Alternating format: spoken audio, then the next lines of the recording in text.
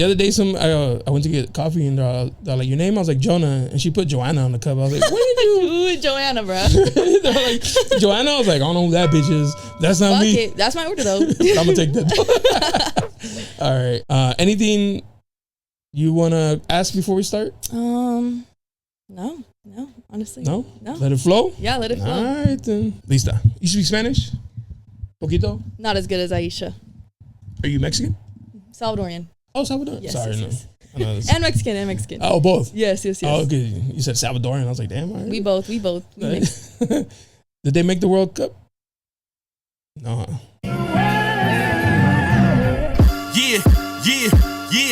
Yeah, you looking for me, you can find me at the spot. Chopping it up with Jonah, we talking about what's hot on the block. Up in Dago, man, we bumping. Keeping it confidential, you know this how we coming, we ain't friend. Looking for that real, better tune in and stick by. Put on for the city every time that I dip by. Getting to that gritty every time that we sit down. Promise you it's real every time that I get round. Come on, been in the field playing, we work.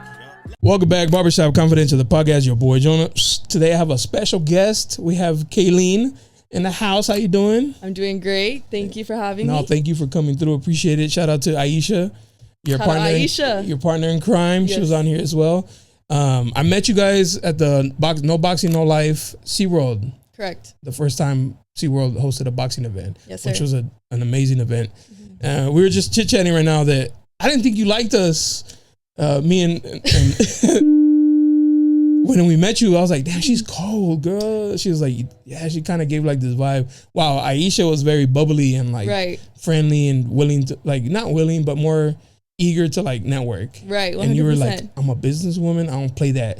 But you're very nice, actually. Thank you. Yeah. I appreciate the kind words. No, I think definitely Aisha is definitely my, we're definitely yin yang. I think we balance each other out in that sense. And she holds me accountable. I hold her accountable. And I think that's why we work so good together for sure. But she definitely brightens up my spirits for sure. But you've only known her for a little bit. Yeah, only about a year. Me and Aisha started, or not even, I met her a year ago. We probably started working this year together. And we kind of collaborated then. Yeah. That's what's up. Yeah. So from what I know from you is you do media, right, or marketing, right, yes, for brands. Yes, that's what you went to school. Oh, and let me stop that. Congratulations on your bachelor's. Thank you. Yes, sir. Congratulations, because what an achievement. Yes. San Diego State alumni now. Yes, sir. That's, that deserves its flowers. So congratulations. Thank you. What did you major in? Yes, I majored in journalism with the emphasis in advertising, and then I got my discipline in business.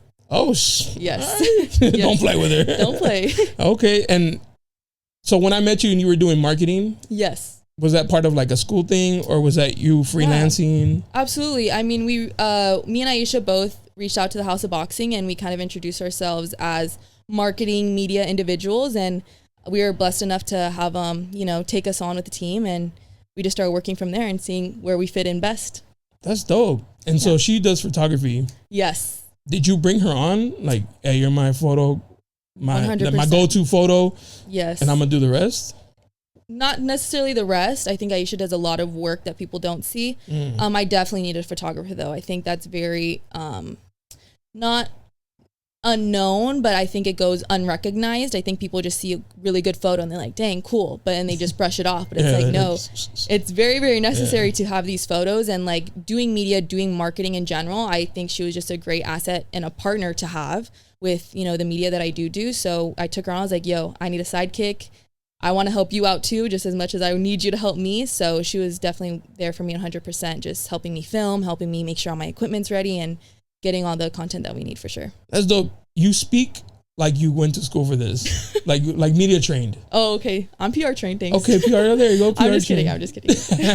But that's what's up. That's dope. How that you even got into that.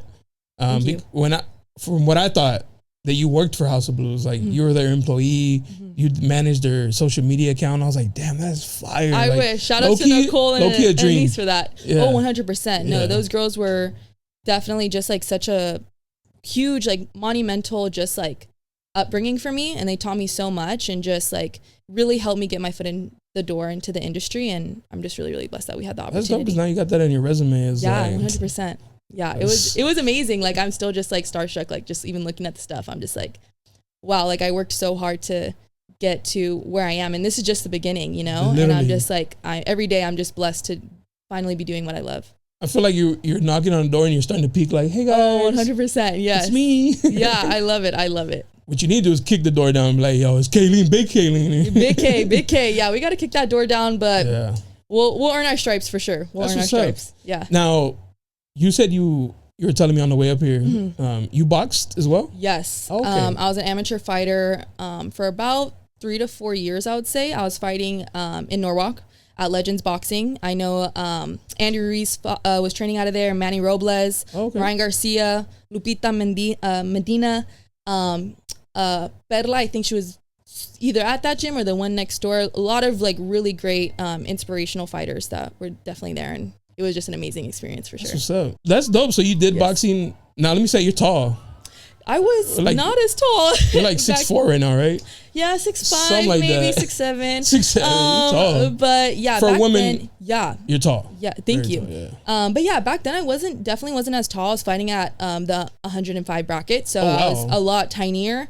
But yeah, I was fighting for a couple years, and I think during COVID, that's when I kind of hit a turning point in my boxing career, and I really quickly realized that I just couldn't. It wasn't enjoyable for me at the end of the day, and I was definitely losing myself, and not in the best way, just with the weight cut and things like that. I knew it wasn't getting healthy at that point, and that's when I kind of had to break the news to my parents and let them know, like, I'm really sorry. It was definitely a very emotional time, just because I know how much effort and like time they spent doing that. And we saw this as like a way to like, okay, you're gonna go to the Olympics, you're gonna go pro, you're gonna do this, you're gonna do that, and it was like I saw this as my future. Like that's what I saw. I was homeschooled.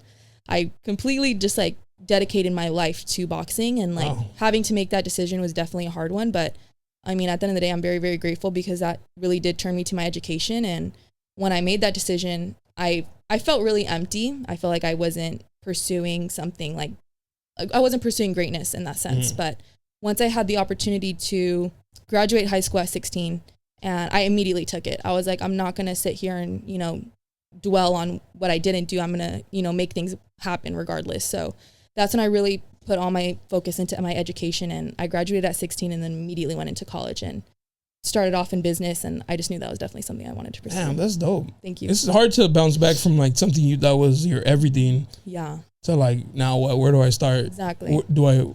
Am I even really into it? Mm-hmm. And I feel like I think what you did was cool. I did have like the opposite. I was going to school to fulfill like my dad's dream, but it wasn't my dream. Yeah. Because he wanted to be an architect. Right. So I went to architecture, and I started, and I was like class president. I mean, I was the club president. Like I was like, but I never gave it my all. Yeah. As like creative as I am, I could have done better. And I was like, so like giving them bare minimum, like bare effort, where I wasn't even like doing well. And then it was just one day I was like, this ain't even for me. Like I like it, but I don't love it. Like, what am I doing here? Yeah. 100%. So it was kind of hard, but so I get, you know, having to quit something that you thought was your future. Yeah. Definitely. To like switch complete from like, from fighting to books. So yeah. Right. Definitely. Were your parents like cool with it, or? It definitely was. I wouldn't say like a slap in the face. Definitely. That's definitely not the right word. I would say unexpected. Definitely unexpected reaction. They kind of giggled together. They laughed at you like, nah. They definitely laughed at me. And I think I just stormed off at that point. I was just like, whatever. I had to just go to my room and cry. And I was just like. Were you crying when you told them? Oh, 100%. Oh, yeah. It was, and I agree exactly with what you said. Like, I knew it was my dream. It was, but I definitely was doing it for the purpose of like, just making my family like proud, and honestly just getting us out of the situation that we were in.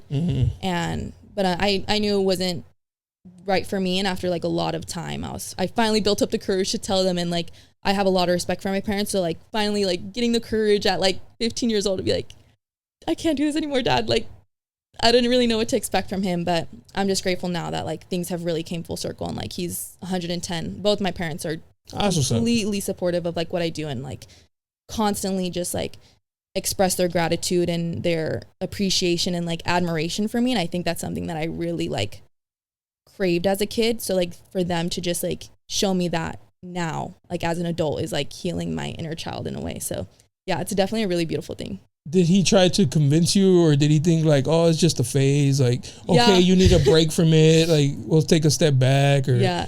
100%. But he wanted to keep you, at least the idea of don't close the door. Right. At least just, I'm going to take a break from it. 100%. I think it was kind of just like, okay, it was during COVID too. So everything was kind of out of whack. Yeah. Thing was like, all right, 5 a.m. next day. All right, Kay, let's go get up and run. And I was just like, no, like I'm not getting up to go run at 5 a.m. Dad. And he was just like, come on, Kay, come on. And he would still kind of like push me a little bit in that sense. But I think after a while, he kind of just like, was just like, okay, like I'm gonna respect you. And then once I really opened the door to like my education and he saw me really taking that seriously, he was like, okay, like I'm gonna respect you. Like my dad really does trust me and like the woman that I am becoming. And I appreciate him for, allowing me to do that. Shout out to your pops. Yes. Doing it right. Because your dad had this like a vision, but you also kind of keeping his like dream alive low key because you're doing all the boxing events. 100%. And I think like you're still in that world 100%. even though you're not in the ring. Exactly. And I think like obviously I'm very proud of my Garcia name. I wear that loud and proud. Shout out to my dad for giving that to us. My dad has all girls at the end of the day. All girls. How many girls? 3 girls. Jeez. His brother has all girls. Shout out to my king. Yes. Poor He's guy. working hard. Blessed guy. Yeah. So I think just having that like behind my back, like I know that there is like somewhat of like a legacy to follow at the end of the day, and like being exposed to so many boxing events even as a kid, like that really taught me. Like I remember my dad like taking me to Indio to go watch Ryan Garcia way back when he was just starting out, and he would just be like, come on, Kay, like we're gonna get in here. And I remember like going to all the after parties and like meeting, like I know he was with Oscar De La Hoya and meeting Lisa, or like Ryan's mom, and just like being in that like environment, like that's where I truly felt like the most at home. And just because I wasn't in the ring doesn't mean that the industry or the passion that I had for boxing was completely gone. Right. It just is just a switch in where I'm going now, for sure. That's what's up. It's like honoring your dad at the same time. Definitely. Like, so I ain't gonna be in there, but I'll get you in. Yeah, I love like sending him like, hey dad, like today, this is where I'm at today. And he'd be like, so dope. That's dope. I actually have a coworker who used to box, and he trains his daughter to box. And he was showing me videos. Like I just met him. He's like, look, this is my daughter. She's boxing. She's 16 and blah, blah, blah. I was like, oh, that's what's up. I was like, oh, I just went to an event where Reynoso was there. And he's like, what? Did you get a picture with him? I was like, I don't like bugging. It's one of my things. I don't like bugging, famous people or celebrities. Oh, 100%. I think they're just regular people at the end of the day, and they probably get annoyed with it. So I don't want to be one to add to it. I feel that too. I think that's why I stay back a little bit. You should have took a picture with him. What do you mean? I was like, nah. What am I gonna do with like? Post it and be like, oh, I met. Hey, we were there. We had a great time. That, I enjoyed the moment. Like taking a picture with him. I guess it just doesn't fulfill anything for me. Yeah. With any celebrity, actually. Yeah. But I see people like flipping out, take pictures of celebrities. I'm just kind of like. I just like want to be respectful. A couple extra likes because you know what I mean. Like I don't want to step on anybody's toes. I feel bad. Like now that I'm in this topic, right? I feel bad posting a picture with the celebrity, but I don't post pictures like with my homies or something.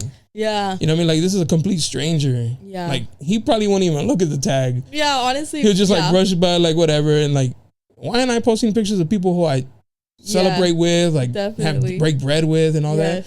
So that's one of those things where I'd rather just like.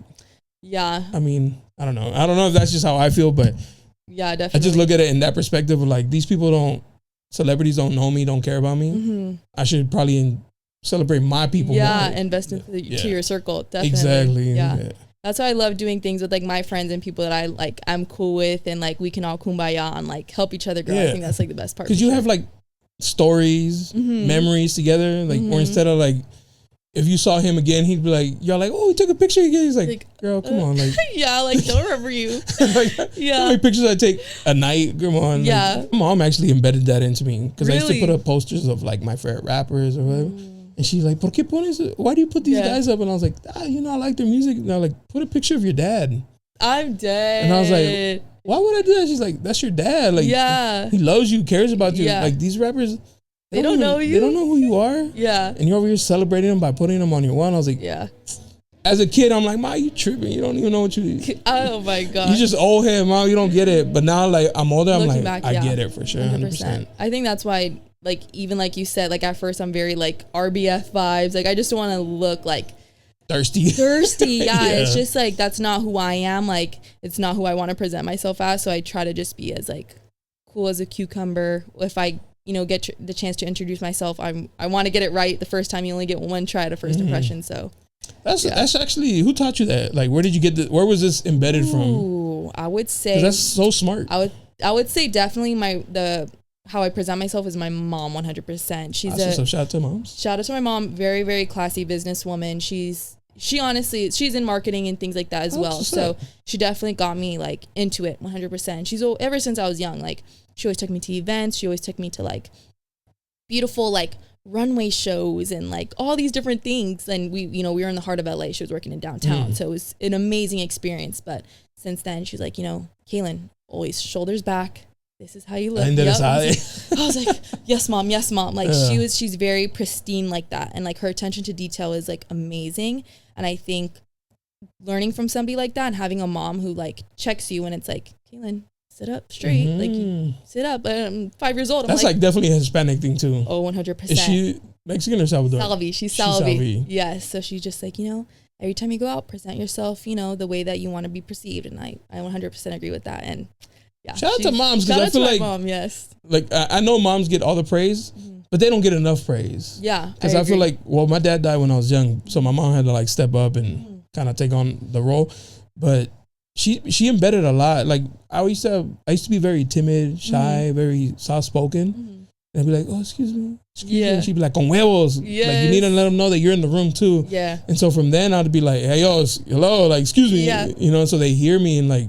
She's like, that's how you're going to get respect, not being like, oh, hello. Yeah. Because then they'll just walk all over you. I agree. But things she tells me when I'm little, now that I'm like older, like I'm like, damn, she was right. Yeah. She was right the whole time. Yeah. Should listen to your mom. Yeah, listen to your mom. I think like definitely just like being the oldest, obviously. And my parents always talked to me as if I was an adult. They've always talked to me the way I'm talking to you right now. Ever since I was 5 years old. Damn. So none of like, the never. It was my parents were very like always just so like open about like their opinions and things like that. So I think learning from like such open-minded individuals and learning their mannerisms, learning the way that they talk, growing my vocabulary also at like such a young age has kind of like definitely helped me kind of like shape how I want to, present myself. And definitely, I think that probably helped me out the most. I was gonna say, I feel like that is probably like such a huge advantage that you have compared to like people. I'm not saying like people don't talk like that, but in this day and age, they don't, right? 100%. Like they use a lot of slang, they cut words and stuff like that. So you being able to go in there with like a good vocabulary, they were kind of like, oh, damn, that sets a tone for sure. Yeah, sets a tone of like, I'm here on business. Yes. Keep that he shit out of here. And sometimes you can hee ha ha. Yeah, a little bit. Yeah. And I feel like I kind of do like too much hee ha ha. And sometimes I'm in places where, all right, I gotta be locked in, you know what I mean? I gotta be Jonathan, not Jonah. Yeah. So I gotta do a little code switch sometimes, but I forget. Yes. Because I cuss a lot. Like me too. That's definitely a really big problem of mine. I'm like definitely like biting my tongue a lot. I'm like, don't mess up, Kay. Don't mess up. Like today, somebody asked me something, but it was they were being condescending, sarcastic. Yeah. And I was working. And I was like, I wanted to say, be like, hey, who the fuck you talking to like that, right? But I was like, hey, I told him, I was like, hey, chill. Yeah. Like, I picked up on your sarcasm. Yeah. Bro. Not the time or the place, not the time. Like, I was like, hey, chill. And he got it. I was like, yeah, chill, bro. But he was hell out of pocket. Yeah. But, like, the natural instinct of being like, man, who you talking to like that, bro? But in a workplace, you got to, like, keep composure. Oh, 100%. And I think you do a really good job. I think that's going to be a huge advantage for you to your competition. Is your vocabulary, how you speak, your standing up. People in higher places look for that. And because nobody's doing that, you're gonna stand out. Yeah, I think like definitely. Like I said, like my mom would check me like, hey, Kay, not the time or the place. Or my dad would be like, hey, kids are supposed to be seen, not heard. Like very Hispanic, just like that's Mexican shit. This right very like this with me. So it was just like for me, it's like some people might say it's PR trained. Some people can say whatever they want about it. But at the end of the day, it's like I think it's decorum. Yeah, manners. At the end of the day, it's just. At the end of the day, like I know right now I'm still working my way up in every single room that I'm in. So it's like, respect all the vets in this room right now and, just bite your tongue, learn, observe, listen, all those things to just nitpick. And then when it's your opportunity, then you can go and shine. Don't try to shine when it's somebody else's turn. Yeah. Your parents taught you that? That's fine. That's definitely something I learned along the way for sure. Yeah. That's so interesting how you learn things, how everybody learns things differently from being in the environments they're in. Yeah. I was always, something I learned is always be in a room and act like you're supposed to be there, even if you weren't. That is a very true thing as well. Supposed to be. Yeah. You act like it. Yeah. Like, don't stand out by looking like you don't. Lost like, how did I get here? No, like I belong here with everybody here. Exactly, confidence for sure. I didn't meet, but I saw these 2 famous podcasters at the airport. I like them. Yeah. And I'm not a like, let me take pictures with celebrities. And they're not like big. They're just like, people that you like. Yeah. Yeah. In Mexico, they're hella famous. Oh, okay. And I was like, babe, this is those 2 dudes. You don't like them. I was like, this is those guys you don't like. She's like, babe, you got to get a picture. I was like, nah. She's like, why not? I was like, nah, I thought about it. Like, let me go introduce myself. And she's like, why not? I was like, because I'm not a fan. I'm a peer. Oh. And she's like, I like that. I was like, I'll be in the same room with them one day. I like that. I'll be in the same room. We're going to introduce and we're going to take pictures, but as like colleagues. I was like, we're in the same space. I like that. Not me being a fan. I like that. And she's like, all right, babe. All right. You sure? And I was like, nah, I can't do it. But I wanted to because they're hilarious to me. Yeah. So I'm definitely working, like trying to learn how do I introduce myself? What do I say? Like I remember I was introducing myself earlier today. I was like, hi, I'm Kaylin Garcia. Kaylin. You know, hi. Can we do an interview later maybe? Never got the interview. With the boxer? Yeah. But I was like super nervous and I was like, dang it, Kay, like you blew it. But I'm just like slowly got to work my way up. You'll get like there. We'll get there. Usually it goes well, but I think that one I was pretty nervous about. I have like a fear of public speaking. I think like, I don't know. I don't like it. Honestly. Like I get the butterflies. The butterflies, like, oh my God, like I start getting nervous. Yeah. But I can like compose myself and still do it. Yeah. So like going up to talk to people, like why I have this like fear and my body's like brought onto it. I'm gonna go up and be like, hey, what's up? I'm Jonah. Like, you mind if we talk to you real quick? Blah, blah, blah. Like, I just do it because in my head, I'm psyching myself out. Like, don't be a bitch. Don't be a bitch, bro. Just like, worst they say is no, you just walk away and whatever. No, like, when I met you, it was so chill. Like, it was just like, what's up? Like, if I already knew you guys before. I loved meeting you guys. I'm so sorry that I was giving RBF. I love meeting you guys. It was so much fun. Like, I remember, like, y'all were like, hey, yo, like, this is where we're going after. Me and Aisha looking at each other like, you got a fake ID? Because I don't got a fake ID. So it's like, we're not going. I ain't gonna lie, I thought you guys were like 21. Yeah, that's what everybody thinks. Maybe just assuming you're in the space of like adults and like adults. Exactly. No, of like older people, right? Yeah. So I was like, yeah, they look at minimum 21. Yeah, I remember I was like, I don't know who I texted, but I was like, are we gonna be able to get in? Like, we're not 21. And we're like, dang it, like, bro, we're like, we like them. Like, even like after the fact. Yes. I remember I was like, what? And I showed that, I was like, you're not even 21, bro. I was like, that's crazy. No.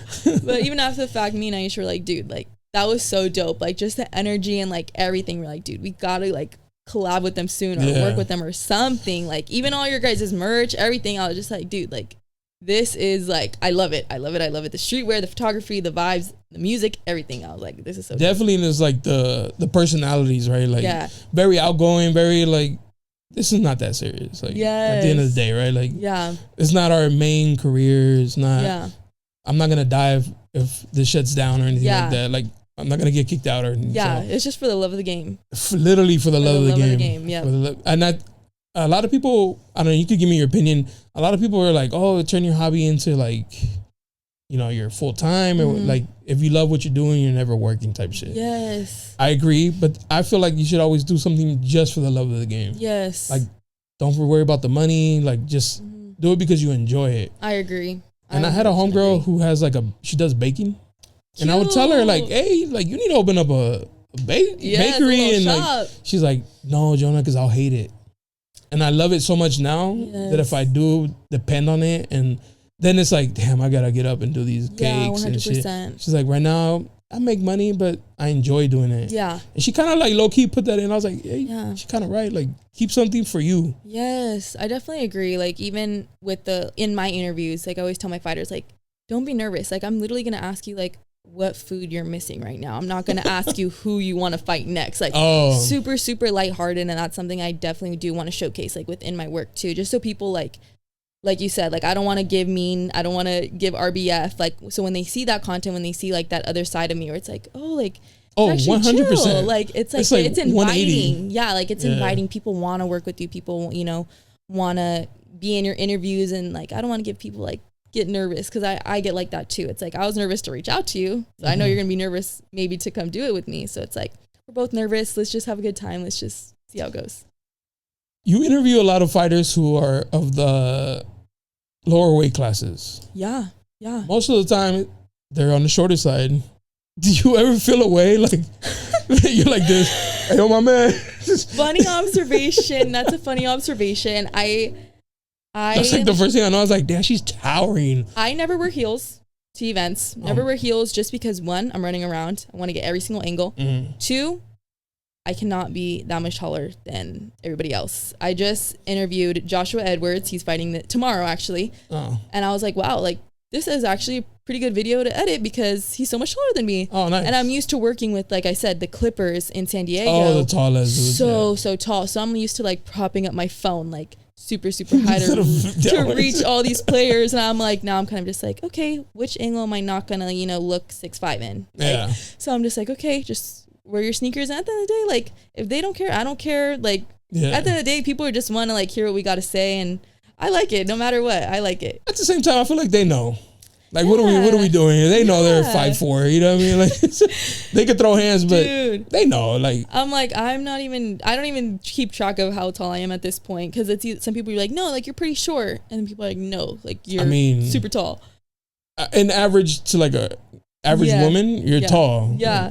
Like, so I'm like, you know what? The interview is going to work out either way. Just because ain't nobody paying attention. Yeah, everybody just like, I think, like I said, like a lot of my interviews are super like lighthearted and fun. So it's just like, it's a minute each thing. People will scroll on to the next thing. And if anything, maybe that'll catch their attention. Who knows? Yeah, like, she's freakishly tall. Yeah, I think she's kind of like oddly tall. And WNBA didn't work out. I'm dead. That's what's up. Have you had an interview where you didn't like it or where they were rude? Ooh. Not yet. Honestly, no? Like I said before, I did work with the San Diego Clippers and I did work with the San Diego Sockers. I think like just like the most awkward thing was probably just like people would be like, "Oh, hi," like super nervous, or I'd be like, "Oh, like, I would ask them a question, it would just be like one word response, and I'd be like, try to dig, and that's what they taught me in school. Like, if they give you one word, keep digging, make them talk more. So I think that was probably the trickiest. Like open-ended questions. Exactly, like the trickiest things. But I've never had like an interaction where it was like poor. I think if I did, I probably wouldn't put it out publicly because then that would kind of be a facade and it would be unauthentic. Like, I definitely would stand on that. Like, if it wasn't something that was like 100% to me, then why am I going to go put that out and make it like it is to be, and then I have to go be kumbaya with you and tag you and do all this. It's when like, you don't like them and shit? Not even, maybe like you didn't personal? Like me. Yeah. But luckily I've never, and I hope to never experience anything like that. So right now we're pretty smooth sailing. So that's what's up. I think you give off that good energy though. Thank you. Like, I haven't had a convo where I was like struggling. Mm-hmm. Never. Thankfully. Yeah. And I went to, you know who Santa Maica is? Mm-mm. She's a rapper from San Diego. Mm-mm. She's really like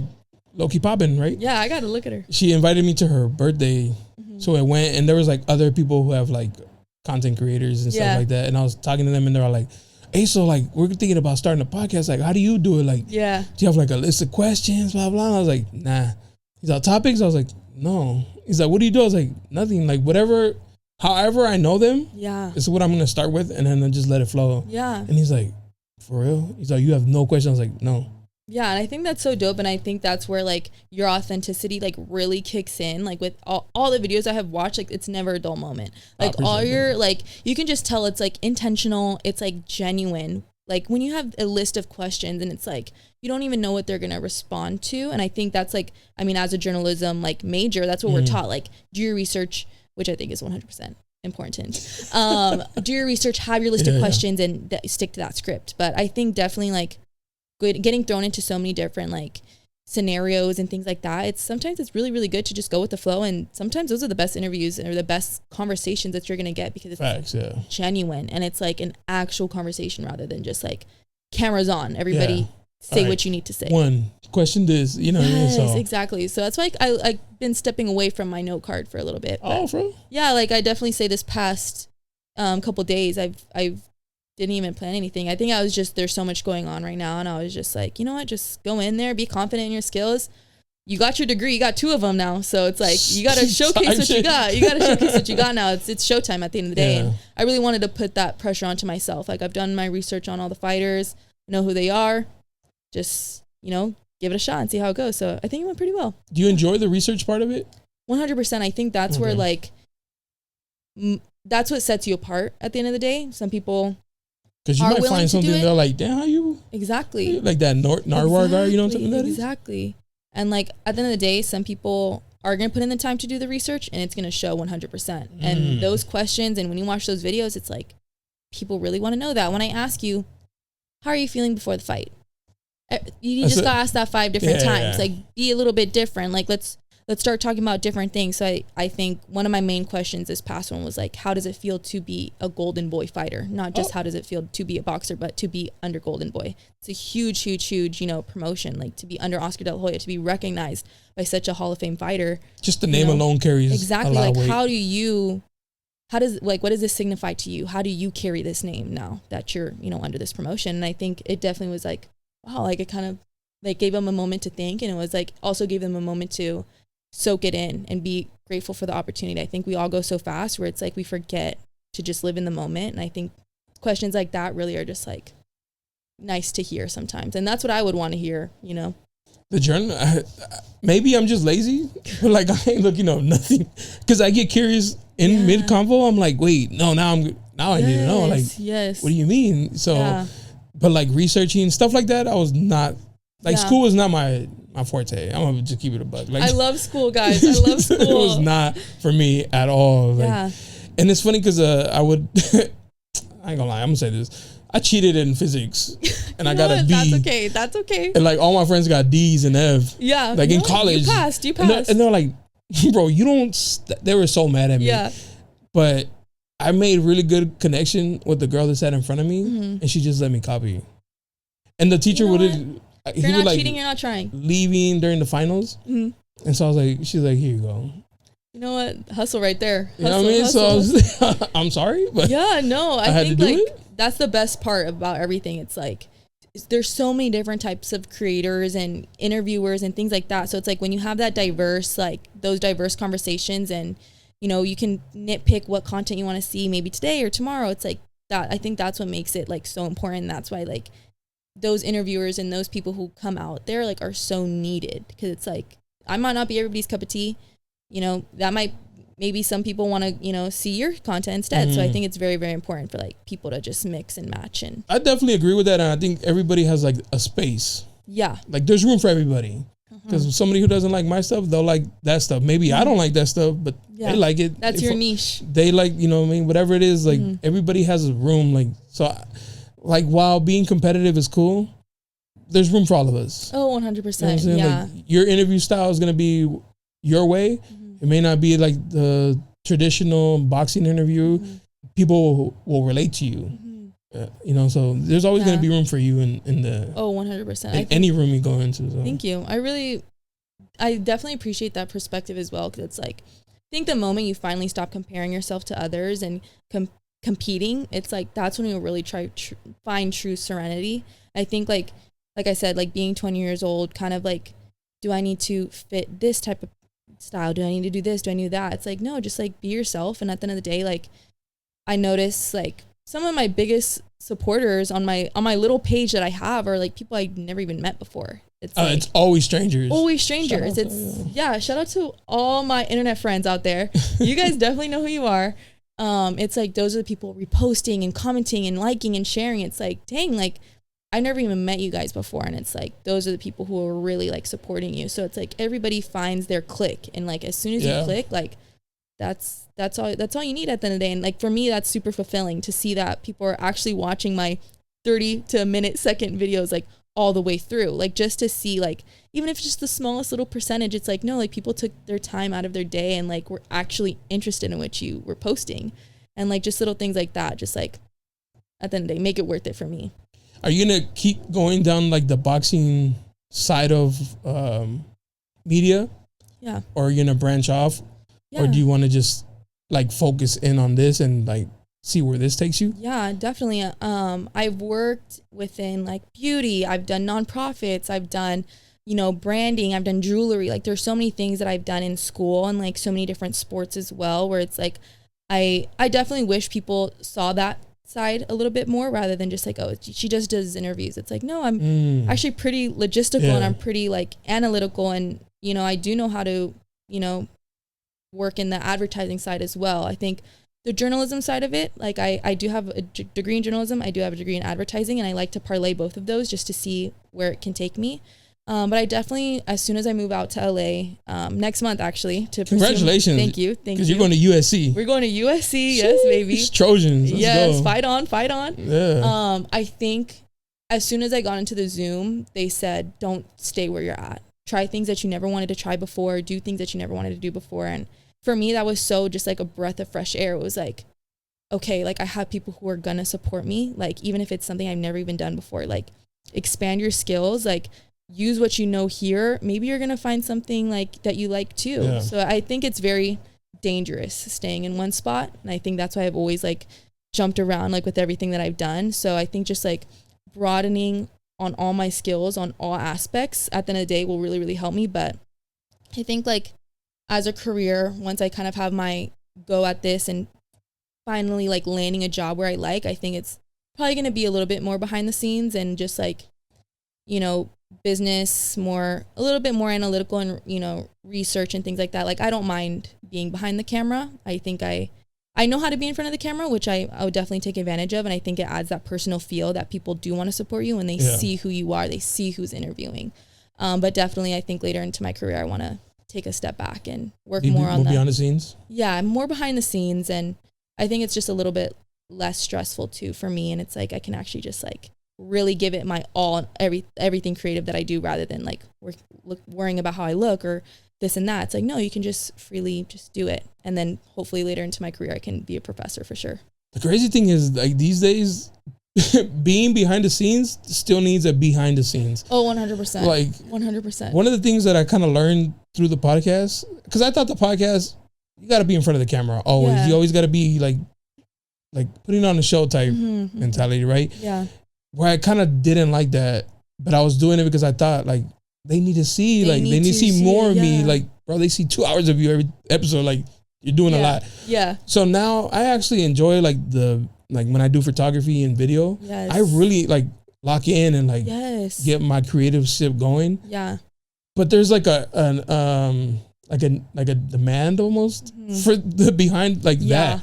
Them seeing you do that, and it's kind of like it's hard because now I got to worry about that. Balance. Yeah. So I think, but I feel like that could be for you too. Yes, like execution and production is also just another thing that just like goes unnoticed. Like every single story, every single picture, everything that you see on all these big brands' page, it's like everything is calculated to the T, and it's like I really admire that, and I think like honing in on that and like really sharpening my skills would hopefully lead me into, you know, a bigger career. Because I love creating like advertisements. Like I was explaining to you before we started, I did a huge campaign for Cleto Reyes, and that's completely behind the scenes. That was something I didn't even really share. That was something I created like all these ads. I was doing photography like with all the gloves, and like I finally was like, dang, like I created this whole entire mock-up ad, and like I reached out to them and they reached back out to me, and it was just like, this is what I really like to do. I like just being like not by myself, but just kind of like by myself, and just, you know, just honing in, just locking in. And I definitely really, really like that for sure. That's dope, because I feel like you're going to it with the right mentality, as far as like, you don't need the praise of like, look, everybody it was me who did this, right? Yeah, definitely not. But the ego sometimes wants to be fed too. Exactly. You want to be like, hey, like, guys, you like that? Yeah. That was me. Definitely. Right? But sometimes I've learned that you knowing and the people you care about knowing 100% is almost enough. Yes. But like, let them, you know, parade it, show it. Yeah. But the people who know who's really like behind everything of it, right? So, but it's hard because the ego does take a hit. Yeah, it really does. Like you did that. You need to like voice that too. Let them know, like stand on that. You know? I 100% agree. But I understand but you're going with the right mentality. I think that's also what like a lot of people are looking for. Like they're looking for people who don't need to feed their ego all the time. Like it's like, if you can just work behind the camera and be this brand and you're faceless. Nobody knows. Yeah. Those are the people we're looking for. We're not looking, like I remember I was not eavesdropping, I swear I wasn't eavesdropping. They were right in front of me, and I was just there, and nobody was there with me. I was just by myself, and I really wanted to learn, right? And he was one of the guys. He was one of the interviewers as well, and I remember him saying, he's like, you know, this girl, you know, she's doing a great job. However, she just posts herself like an influencer, and she's always posting her face. He's like, with me, I post me just doing work, and I was like, I like that, and now I know like what they're looking for. So that's was it somebody who hires or okay? Well, not hires, but like in a higher position. Higher position. Yeah. So I was definitely like, I was just taking mental notes, and that's when I was just like, people are clocking everything that you do. So that's why I like went back into, like I said, I do a lot of analytical stuff.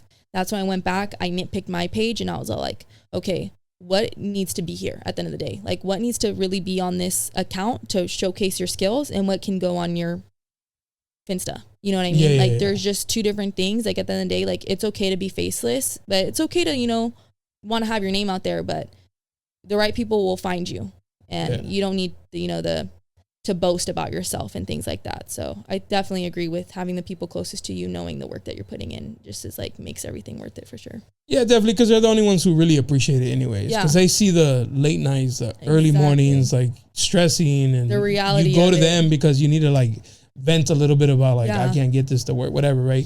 Where everybody else is just kind of like, everybody likes the final product. They don't care how. You just pull your phone out. Yeah. It's like, you just that camera's good. Like, the camera, you about to get punched. No. You know what I'm saying? Like, so, this is a whole vision. Right. Yeah. That like they see. I feel like people just see the final product, or people who don't move around in that kind of space or whatever. They just see the final product and they're like, oh yeah, that's sweet. That must have been 100%. Easy. They don't know you were stressing out over it the whole time. Exactly. It's definitely undermined, and I think like even just being in this industry, like it's such an ego fest, honestly. And it just gets to a point like where you need to, it's either going to be your ego, or it's going to be, you know, you just swallowing that pride and keep moving forward at the end of the day. And I think that's, like I said, definitely something that I want to learn and hone in the best way I can. And that's why I do try to present myself just like not necessarily quiet, but respectful. Like I respect everybody in the room, especially the women in that room. Because obviously when it's a guy, you see each other a little bit different, you know what I mean? But when you see a woman, it's like that respect is like gonna be there 100%, because I know it wasn't easy to get where you're at. I don't want you to think that I'm kind of just like looking at you like this. So it's like I always try my best to introduce myself to those women. Hi, my name is Kaylin Garcia. You know, just show them my admiration and my respect for them. And I think that's just the best way to keep picking away. And that's smart too, because I feel like, unfortunately, right, when women are in those spaces and they're doing it how that guy was saying, like more influency, it's like, you're here because you're pretty, or are you here because you have a skill? Which one do you want to be recognized for? Right. Do you want to be the girl who has her cleavage out, or because we just need sex sells, like we're here for that? Or are you here because you actually have an actual skill, talent, and they recognize it and they brought you for that? Yeah. Right? So who do you want to be? Yeah. I think that's definitely... no shade to like, you can pick whichever one you want. You're going to be in the same room, right? Yeah. But at the end of the day, what sits right with you? Yeah. I think that's definitely like a scary thing too. It's like, regardless of like, you know, what you wear, what you do, how you present yourself, like at the end of the day, like it is a very male dominated industry, and at the end of the day, people are going to talk about you. They're going to say, regardless, even women, you know what I mean? It's the usually the biggest haters instinct to judge one another. Like that's just what we do, regardless. Every time I look around, like it's immediate, what's the word? Kind of like judgment, I guess. Doesn't need to be good or bad, but that's just the way that it is. And I think like once you kind of just like get over that, and like that's why also when I'm with Aisha, it's like we hate to really gossip about that stuff, and we just like to admire like everybody. Like I think our perspective definitely changed as soon as we got into the industry. It's like everybody has like something special about them, and I was like, if we just worried about like their imperfections, some may say, or where they messed up, it's like you're not going to learn from that. Like you need to learn of where they're thriving and gain those things, because it's just like everybody's going to say something about you. You just have to like tune it out, keep doing you, regardless of people, you know, if they say I'm just there because I'm pretty, or if I'm not hardworking. I know the work that I put in. Exactly. I know what I'm doing behind the scenes. And like I said, I do need to swallow my pride. I could flex my degrees and flex the work that I'm doing all day long. 2 frames, huh? I have a long list of things that I could boast about. But at the end of the day, It's in my portfolio. If you even know what a portfolio is, you can go look at that. And my stuff is there. I don't need to post that all on social media. I'm going to keep my social media lighthearted, what people want to see, and they can perceive it however they want. I respect that 100%. And you give off that vibe. Now that I've got to talk to you a little bit more in depth, I guess, you do give that like respect. Thank you. Even from the jump when I was like, damn, she don't play. I don't know who that girl is, but she don't give a damn about us. No, I like I was telling him, I was like, I heard them in the back and they're like giggling and laughing, and like I turned to Aisha like very just like, I was like, come on, like a mom almost like, I was like, she's funny as hell. Like, that bitch is funny back there. I was like, I don't know who she is, but she's fucking funny. I was like trying to hold in my laugh but she was cracking me up. I was like, girl, like she's so funny. And as soon as I saw you guys, like y'all just had this like, y'all just look so fresh. And like as soon as I seen like Dale Gas, I was like, dude, like this is so sick. And like I remember literally like this is so reminding me, I literally told Aisha, I was like, yo, like we need something like this. Like we need a slogan, we need like a brand, because I know Aisha is such a creative individual. That's another thing that she does. She's so creative. Her penmanship, her like, I don't even know her, I can't even describe like her handwriting you're talking about? Everything. Like I can't explain it. I can't Butcher even, I'm literally at a loss for words right now. But I was like, dude, like, Aisha, this is so dope. And as soon as we clocked out, we're like, we're coming out with tees. Like, we're coming out. Definitely, Yeah, I was like, dude, like, they just have so much swag. I was like, dude, I need to call myself some freaking merch. But yeah, I loved it immediately. And that's what, like, really, really. Well, you hold an incredible poker face. Because even at the event. Ass mug. Yeah. When we were leaving, I was like, y'all gonna roll with us or what? You guys were like, yeah. Probably that's why I thought they're of age, right? Like, I said, we're going to a club. They're like, yeah, we're going. I was like, all right, cool. You know, let me know. I was like, bro, we're not going to the club, bro.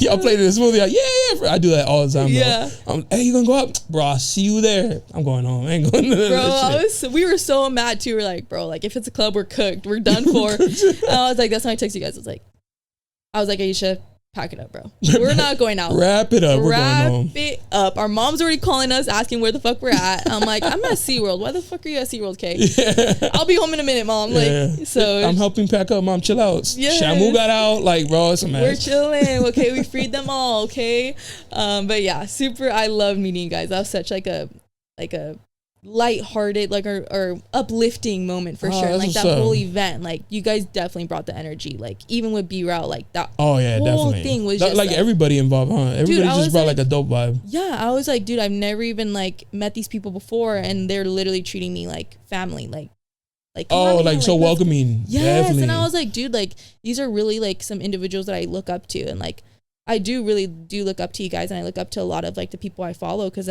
like I said, like I am young and I do try to take away from everybody, and like you guys were 100% in our creative like mood board and everything. Like, that's what's y'all were up in there for sure. I definitely take I guess you learn from like trauma, I guess, 100%. Right? Like, or like if you weren't picked in school, you don't want to be the one doing like that, right? Yeah. So I think that for me at least comes that I like to get everybody involved. I want everybody to feel seen. I want everybody to feel like recognized. Like you're not just in the corner. Like I'm not gonna let you sit in the corner. 100%. Come out here because we're all here vibing together. Yeah, I think that's such a beautiful. That's just thing. how I am, and me cuesta. Like it's not gonna hurt me. Yes. To like put shine or put light on somebody else. Like because at the end of the day, I know what I can do and what I provide and all that. Like I don't think anybody. Not in like a cocky sense, but I just feel like I know what I bring. Yeah. So like giving somebody else some shine isn't gonna hurt me at all. Yeah, definitely. I think that's also such like a beautiful thing. Like in the media industry in general, like people like are, if they don't know you, it's just like, it's just like whatever. Like, you know what I mean? I think it is very, very important to just like, if you see somebody like left out or anything, it's like, like, come on, let's go. So I think that's also why like I do like having like shy friends and things like that. Like I always tell my homegirls, my best friend, she's very, very shy, and I'm like, come on, like let's go. And then when she gets some shots in, like we're chilling and vibing, and I'm like completely sober, and I'm like, see, she always tells me, she's like, I love how like you could still be like that, and like you really break her out of her shell and things like that. And I'm just like, I love it. Like I love to see people like having a good time rather than just being like a wallflower. And I'm sorry, but wallflowers ain't fun. And like, if you're gonna be with me, we're gonna have to. I get like that too sometimes, but I think it's a little insecure, or not insecurity, but like just like, again, like I don't want to step on anybody's toes or things like that. Like a respect thing probably. Do you keep in mind now, because of this avenue you're going down career-wise, of like your public appearance? Because everybody has like a footprint, right? Like, yeah, 100%. Sometimes people recognize me for like the dumbest shit. Yeah. And I'm like, fuck. Like, yeah. Like, I would hate for my coworkers to find my shit. Like, yes. Not because of what I just don't want that vision. Mix the worlds up. Yeah, like, stay over there, I'm over here. But do you keep that in mind? Like, are you mindful of like, maybe I shouldn't do this, or maybe I shouldn't be in this space because of my future career? Yeah, I definitely think about that. I think like I do have a lot of anxiety. Like, I think, like I said, like I'm a very, I don't know if futuristic is the right word, but I definitely think, always try my best to think ahead. And like, you know, sometimes I think that's also like when in one of my recent posts, like I mentioned about having just like empathy and like really trying to bring a light to like Mental Health Awareness Month. And I think it's something very, very important to have. And as somebody who is very anxiety driven, like I get nervous of like, dang it, like I fucked up. And I, you know, I regret fucking up sometimes. And I'm just like, dang it, like how can I make this right? But at the end of the day, it's like, I do know I need to give myself grace. And like, just at the end of the day, like I am 20 years old, and just give yourself grace. Like everybody's going to fuck up. Everybody's going to, you know, it's just a matter of like how you're going to grow from that. And in that sense, and are you going to be repeating the same mistakes? Are you going to keep going down this path, or are you going to change? I think that's like the biggest thing. But I think that's probably where my anxiety of that like is probably like filled up within the most. But I definitely think now, like in my moment right now, I definitely feel more comfortable with like what I'm posting, because it is like true to who I am, and it's like it is like what I love doing. Like I genuinely like just have so much fun like every single time there's a fight and things like that, where it's like I even like have my sisters watch my videos like a million times before I post it. I'm like, is there any like but it's because auto corrections? You're or like anything? Nitpicking. Yes. Yeah, because you're the creator. Yes. And it's like you're never satisfied. Yeah, exactly. Where they just look at it for what it is, like, You're this good. is hilarious. Yeah, like you're good. Because I do that with my girl. I'm like, babe, what do you think? Yeah. She's like, post it. I was like, watch it again. Watch it in front of me so I can see your reaction. Yeah, I'm like watching their face. Yeah, I'm like, what? I was like, was that not funny to you? You're not laughing. Yeah, you know what I mean? but So I think it's definitely like very important. Like I said, just monitor everything that's going on. Like at the end of the day, like I don't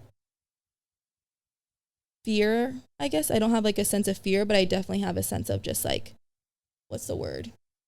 Like caution. I think caution. That's smart. Yeah, caution. Just like at the end of the day, it's like, it's business. If this is what I want my job to be, then be 110% every single time. Like be pristine every single time.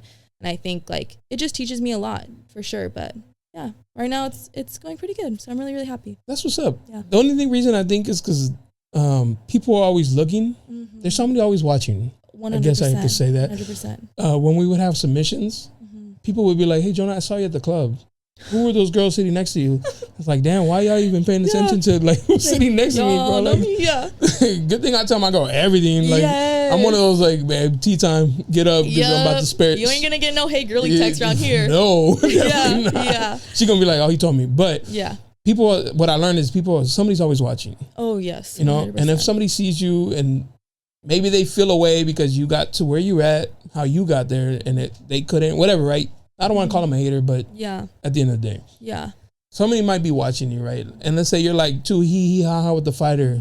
Now in their head, oh, she's flirting with him, she's fucking him, whatever, right? And now there's this like thing, but because you're so innocently just like being myself, engaging, right? Like that's what I meant. Like, are you aware of like definitely how you're coming off? Oh, for sure. When you're in a room where there's cameras and other people and of your colleagues. Sometimes I definitely think about that as well. Like, I never want anybody to get the wrong impression. Like, I know, especially like so many of the fighters have girlfriends or just things like that. Just a matter of just like respect. Yeah. Like, that's just the most important thing. And of course, like a matter of like how I present myself as well. And that's why I've been reaching out to a lot of girl fighters too, because it's like, it goes to show that I'm not just like doing men. That's just what I'm like need to do. It's like, no, like, I love boxing. Like, this is what I love to do. And I'm not just in this sport because I fell into it. It's like, no, I grew up fighting though. Like, I know what it's like to be a fighter. I know what the weight cut's like. I know what the training's like. I know what the camp is like. I know what waking up at 4 a.m. to go on incline runs looks like. I know that industry in that sense. And it's like, I definitely have that connection. I think that people won't have, you know what I mean? I think it's a very, very unique experience. So like, giggling and laughing, like relating to things like that. It's like, perceive it as you like. At the end of the day, like perception, everybody has a different perception. Yeah. It's not going to be, if I was like over here like touching on somebody or doing something out of pocket, then that's something out of my character anyway. Yeah. So it's like, it's not even something that I would do. About. Yeah. So it's like not something I'd worry about. I just, hope everybody likes the video. Just like the video. I don't know. You brought up that about boxing and all that and all the struggles and all that. Did you see that recently this girl was being interviewed by Barrera? It was like one of Mexico City's like best fighters. And the girl she's a boxer and he's interviewing her and he's asking her about like weight cut, boxing shit. And then I don't know what he said, but she kind of like took offense to it almost. Interesting. And she asked him, she's like, have you ever stepped in the ring? Yeah. And he chuckled. He's like, once or twice. But like the comments are killing her because they're like, girl, you don't even know who's interviewing you? Like, this is a legend, a Mexican legend interviewing. Like he fought Pacquiao. Like he's one of them. Dang, I haven't seen that and one. And you low-key dissed him by saying like, have you ever stepped in the ring? Yeah. And how do you feel as him, right? Like, cause you're him. Yeah, you're to be like him. Yeah. Like you low-key want to be like, bitch. Like, you don't want him. Like, I'm and you don't even know who I am. Yeah, I've never seen that before. Kind of like a disrespect almost. I think that's definitely like another part where research comes in 100%. My dad was like, who's interviewing you? Let me go look. At least Google. Yeah, like she would have popped up. Oh, he's a world champion. Yeah, I've never seen that. It's so interesting. I think that's probably something my dad instilled in me. Like, if you're gonna do this, like, do your homework. Like, that's what he'd always tell me. Do your homework. If I was gonna go fight somebody, do your homework. Go look at their videos. Go look at their past bouts. Whatever it was. And now it's like in this industry, it's like, no, go do your homework. Already anticipate who's gonna be in that room, because the person you're sitting next to, like, could be, a huge name, and you're sitting here like la-di-da-di-da. He might say something and you messed up. You roll your eyes because you don't even know who. Exactly. You know what I mean? It's just like, my dad's like, always do your research. I think that's a good like example of, one of those things. Or just even again, like I said, and I'll stand on that, respect for everybody, regardless of if you get hurt or regardless if you get your feelings hurt. Just swallow it, keep it moving, just you can go cry about it later or something. I don't know, or brush it off. Like it's not that serious. That's dope. Have you had those moments where you go home and like, I don't want to say break down, but low key break down, like, damn, that was a rough go at it? Or I'm trying to think. Probably as a boxer fighting, I get my ass whipped, go home crying in the car. And we would commute to Norwalk, and we were out here in San Diego County. Are you from San Diego? I originally from LA. Okay. My parents bought a house out here in San Diego County. And then, but we would commute because my parents would still work in LA and stuff like that. So, like I said, like I grew up on a grind. Like my parents taught me what it was like to hustle. Like my mom would go to work in the morning downtown LA. From San Diego County. Every single morning, she would go to work. She was a general manager. Like she was big dog for sure. And like I would wake up, do my workout like my dad would tell me. He would stay at home with me and train me, and then I would do school for a couple hours. All right, it's 2:00, get in the car, gotta go to Norwalk, go train. My parents would switch off. My mom would take us home. My dad would go work in Santa Monica, and he has his own janitorial company. He would go work, come back. It was my time for my mom to go to work now, and it was just constant. That makes so much sense of the fear you had to tell them, because all the sacrificing they're doing. Yes. To like, for you to like, hopefully this leads you to like greatness, right? Yeah, I'd be afraid. I'd be like, damn, Mom. It was definitely it's like breaking up with somebody. Exactly. Which it was is, like, I was never good at. It was awful. And like, I feel like I always wanted to make my parents proud. And still to this day, like, I think that's also where I can swallow my pride, because it's like, my mom and my dad know, like, if they're posting like what I'm doing on their Instagram, I don't need to post it on mine. Like, it's okay, So it's like, I that's like the proudest thing for me, is to see my parents like just relax. Like, they don't need to worry about me. It's like, Kay's got it, and that's what I think I strive off the most, is just seeing them like that. But yeah, I mean, when I started cutting weight, and I was like, okay, I mean, I've always been a pretty heavier girl, even though I kind of grew up a little shorter. Like, I hit like 100 pounds in 5th grade. Like, I grew up pretty chunky. So like having is that a lot? I don't know. I mean, my sister's about to be 18. I don't even think she's touched 100 pounds yet. So super petite, super like tiny too. Feather, super like chaparita, like literally right here. And you're just like this. I'm just like, they're like, Kaylin, like, what the heck, you know? And I was born 3 months early, so they had to give me like steroids or whatever. And the hospital were like, it's the steroids. I'm like, okay, guys, whatever. I'm like, all right, guys. But it's starting to hurt my feelings. Yeah, I was like, okay, guys, I get it. I'm fat Amy. Okay, thanks, guys.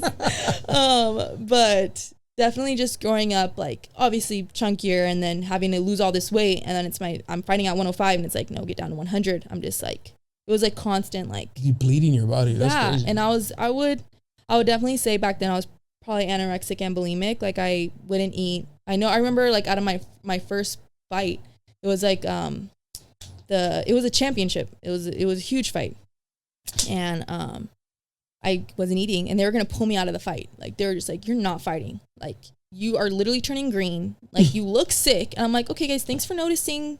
2 days before the fight, like I've been this way for a minute, and I think that's kind of where like the resentment a little bit was kicking in. It was like, no, like I've been struggling mentally, like with, I think just like my physical appearance also, like you're young, like you're a young girl, you still want to like feel good about yourself. Like I started trying to like grow out of my insecurities that I always had when I was like a little girl. Like I remember like crying because I was just like, oh, like why don't I look like my cousins or my sisters? Like it really did break me down a lot, like as a kid. And then having like to lose weight, like you have no choice, you have to make the weight, and then like finding unhealthy ways to do so.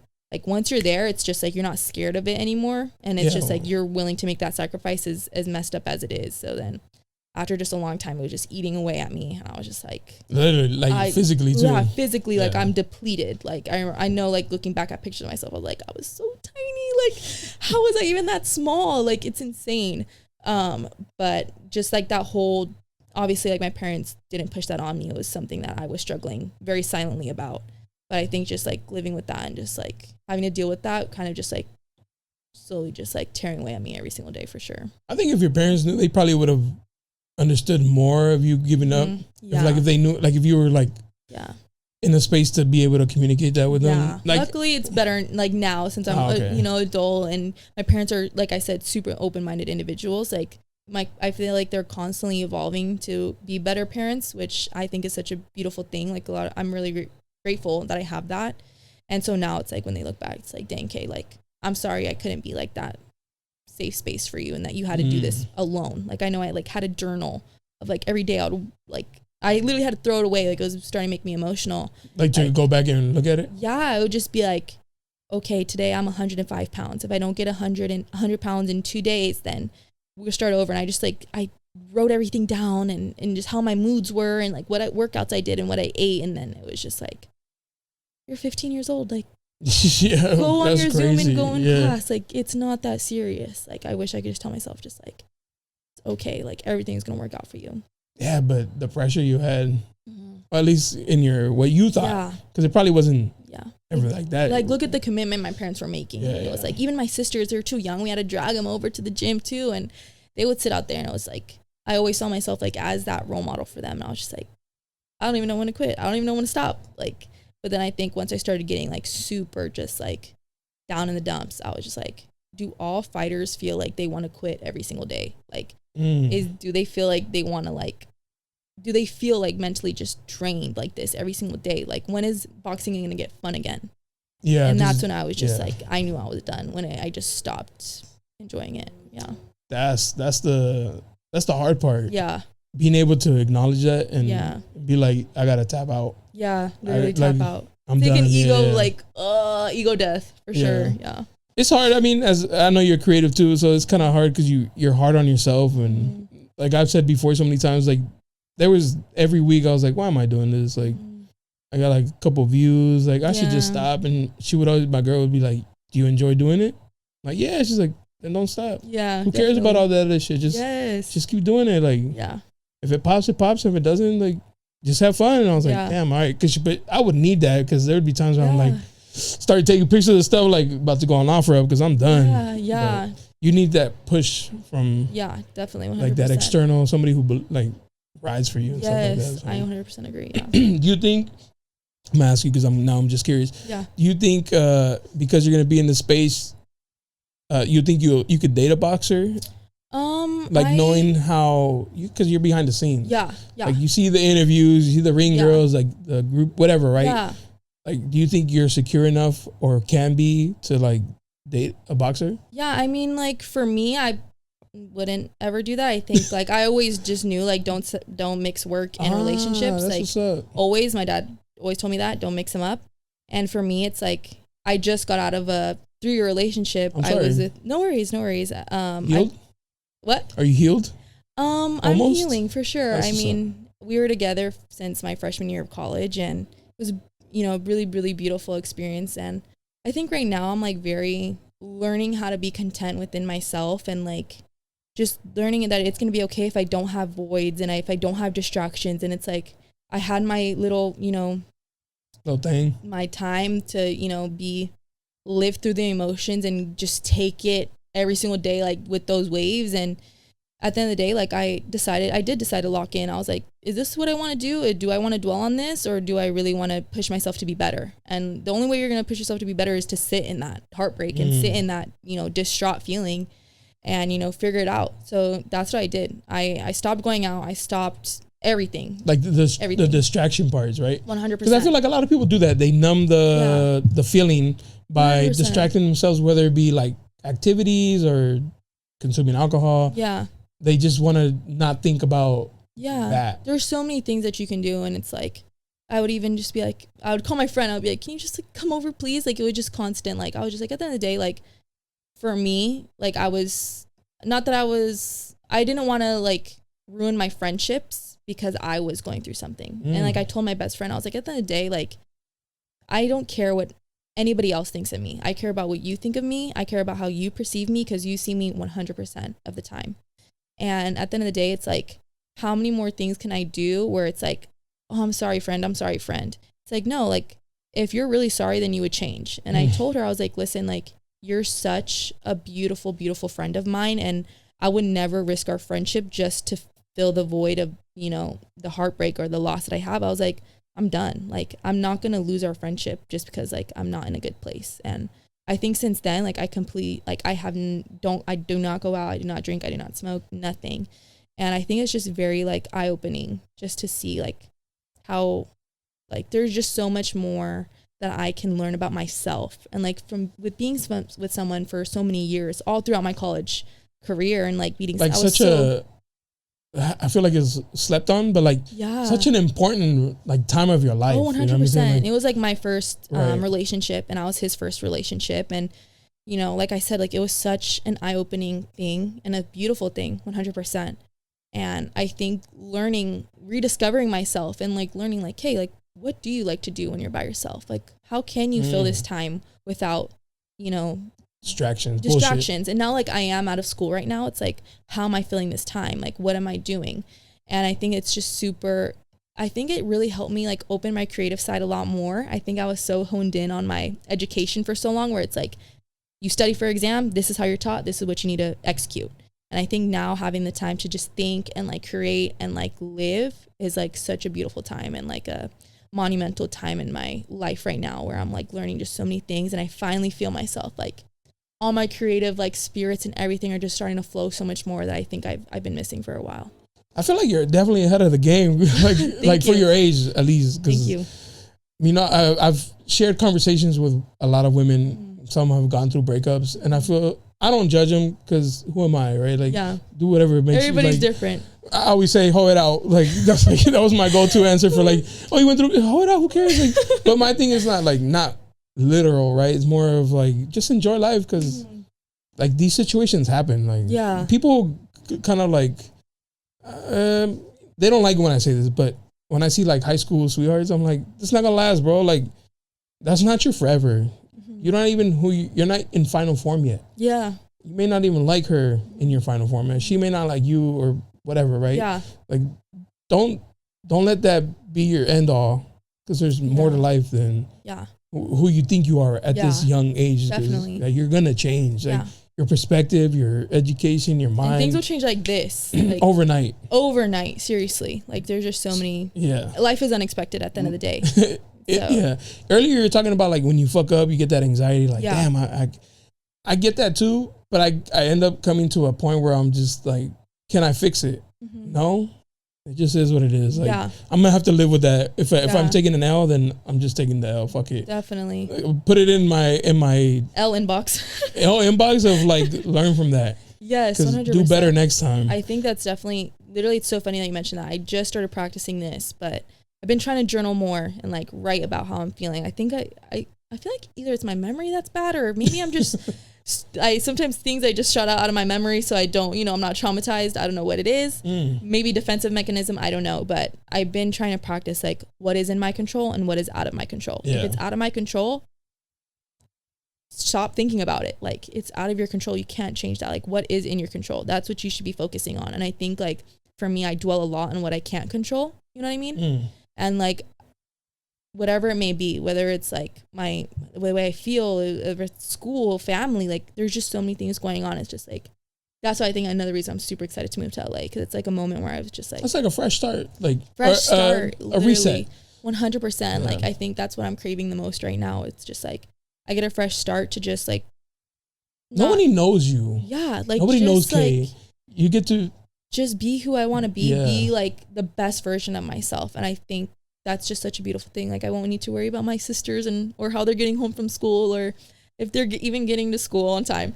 Just like so many things where it's just like, I think this is the first time in my life where I'm finally just like giving it, like diving back into myself. And even if I was still with my partner, I probably wouldn't be going to pursue my master's degree. I think I would probably just be like, we're gonna get a house, we're gonna do this, we're gonna do X, Y, and Z. Fall into like the society's traditional definitely. route of like, this is your partner, you graduated, cool. I had my plan here. For sure. Yeah. And like when that heartbreak hit, I was just like, dude, like I remember just going to my exams and I was just like, got nothing in me. Heartbroken, like crying in my car. And I'm just like, I think my professor probably saw me crying in class and just gave me like, I just needed like a 78% on the exam to pass the class. And she gave me like a 78, like on the dot. I was like, yeah, she knew I was going through it, bro. Shout out to her. Hair's not washed. Yeah, I was like, dude, oh my gosh. But I think like even then, like that was just such like a learning moment for me. And I remember just being like, I remember somebody asked me like, what are you doing after college? And I was just like, I don't know, wherever the wind takes me. And they're kind of just like, well, let me know when you're serious. I was like, wow, like that really. That's awakening for real. Awakening for sure. That's and a like gut punch. That moment, I was like, dude, what are you doing? Like, that's when it was a moment where it's like, I wasn't presenting myself the way that I am. You know what I mean? And I was just like, damn, Kay, like, what are you doing? And then immediately I searched up top advertising master degree programs. And of course, it was just USC with, that was the only advertising master's degree, like close nearby. And I was like, dude, either I'm going to get into USC or I'm not going to get my master's degree. I'm not going to go get it in communications. I'm not going to go get it in journalism. Or in something else, yeah. Not what I want to do. Like, yes, it's in the area. I'm sure I can learn so much about it, but that's not my passion. Like, I'm studying advertising because that's what I like. And I remember I put into Chapman for under communications. I was like, okay, Chapman, amazing school. But I was like, okay, put into USC. Those are the only two schools I applied for. And I remember like it's like the last month of applications. Like, people don't usually write. You're supposed to give your professors a month in advance to write your personal for your letters of recommendations. Yeah.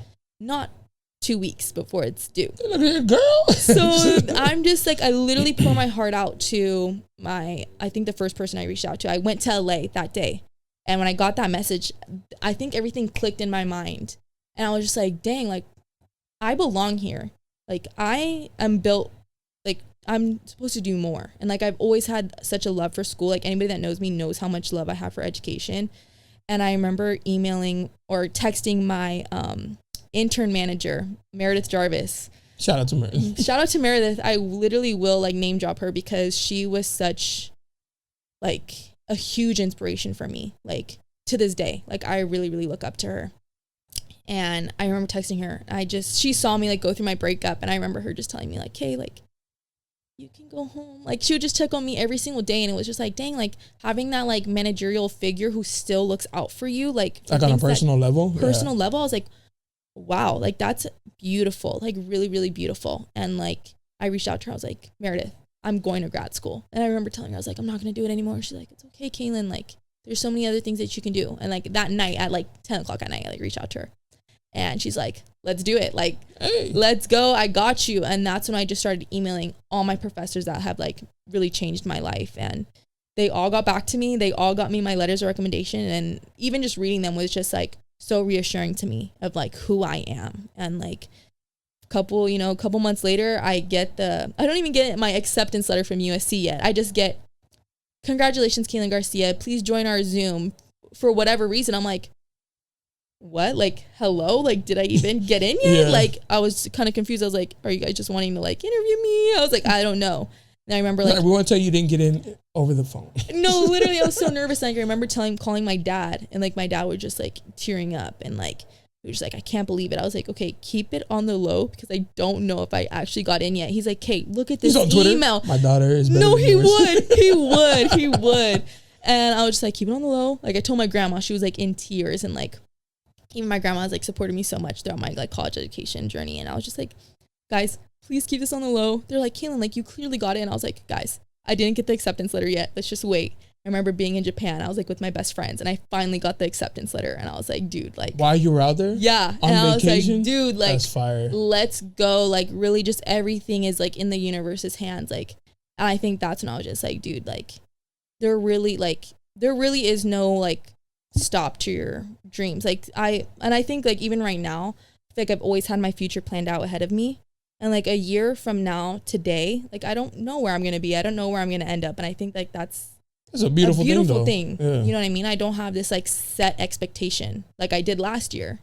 And even then it's going to change. So it's like, you can never expect anything. So I think that's just the most beautiful thing. It's like, I don't have any type of envisionment of what my life's going to be in LA. I just like know it's going to be a good one. And I think like that's the most like exhilarating thing for me is like, wow, like it's the unknown. Going to USC, that's crazy. Yes, that's insane. What an achievement in itself. I know. I literally think about that like every single day. Like I put it on my vision board, and like I even told my mom, I was just like, dude, like it's just on there. Like it's like 9% chance I'm gonna get into this school. Like slim.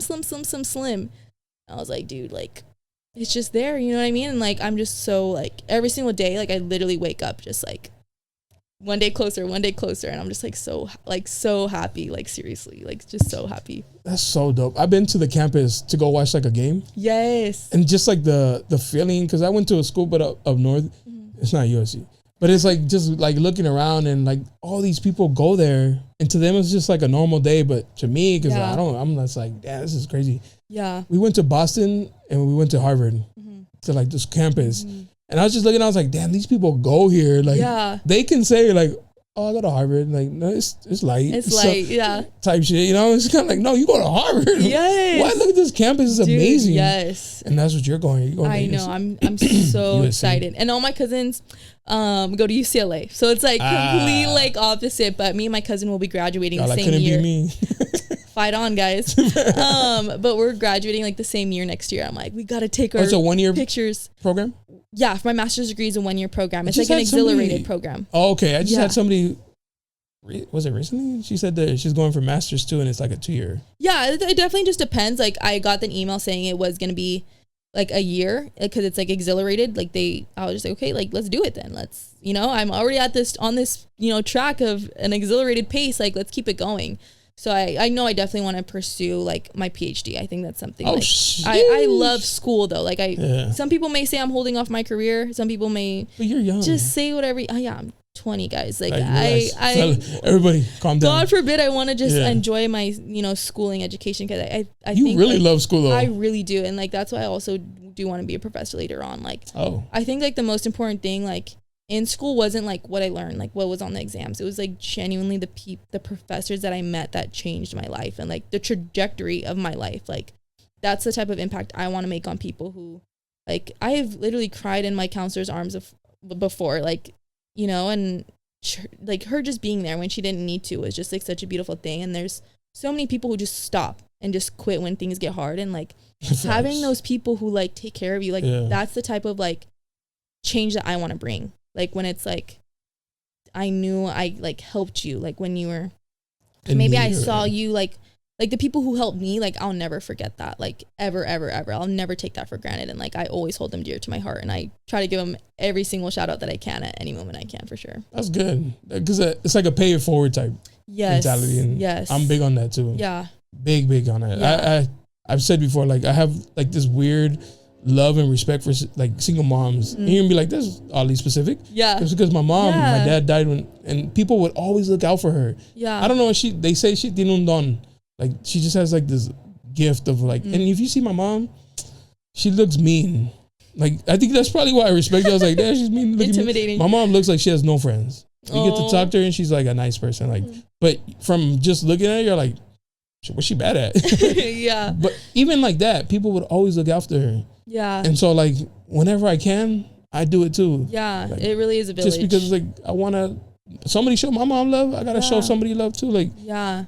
It's just my way of paying it forward. I 100% agree. And like, it's just, even like my mom is the exact same way. Like whenever somebody's in need, like help them out. Like my mom would make dinners for people, and my dad would like, we would drive hours to go see people whenever they needed us. And like, I think that like giving, like those giving traits like are taught, like those things are taught, and they're like reciprocated, and they, those are things that you want to like give to others. You know what I mean? I think that's like just something so beautiful, and not everybody's going to understand that, but those people who do are the ones that need it the most. And I think that's like where you're going to make your mark at the end of the day, for sure. Life is so funny though, because there's the people who understand it, the people who don't understand it.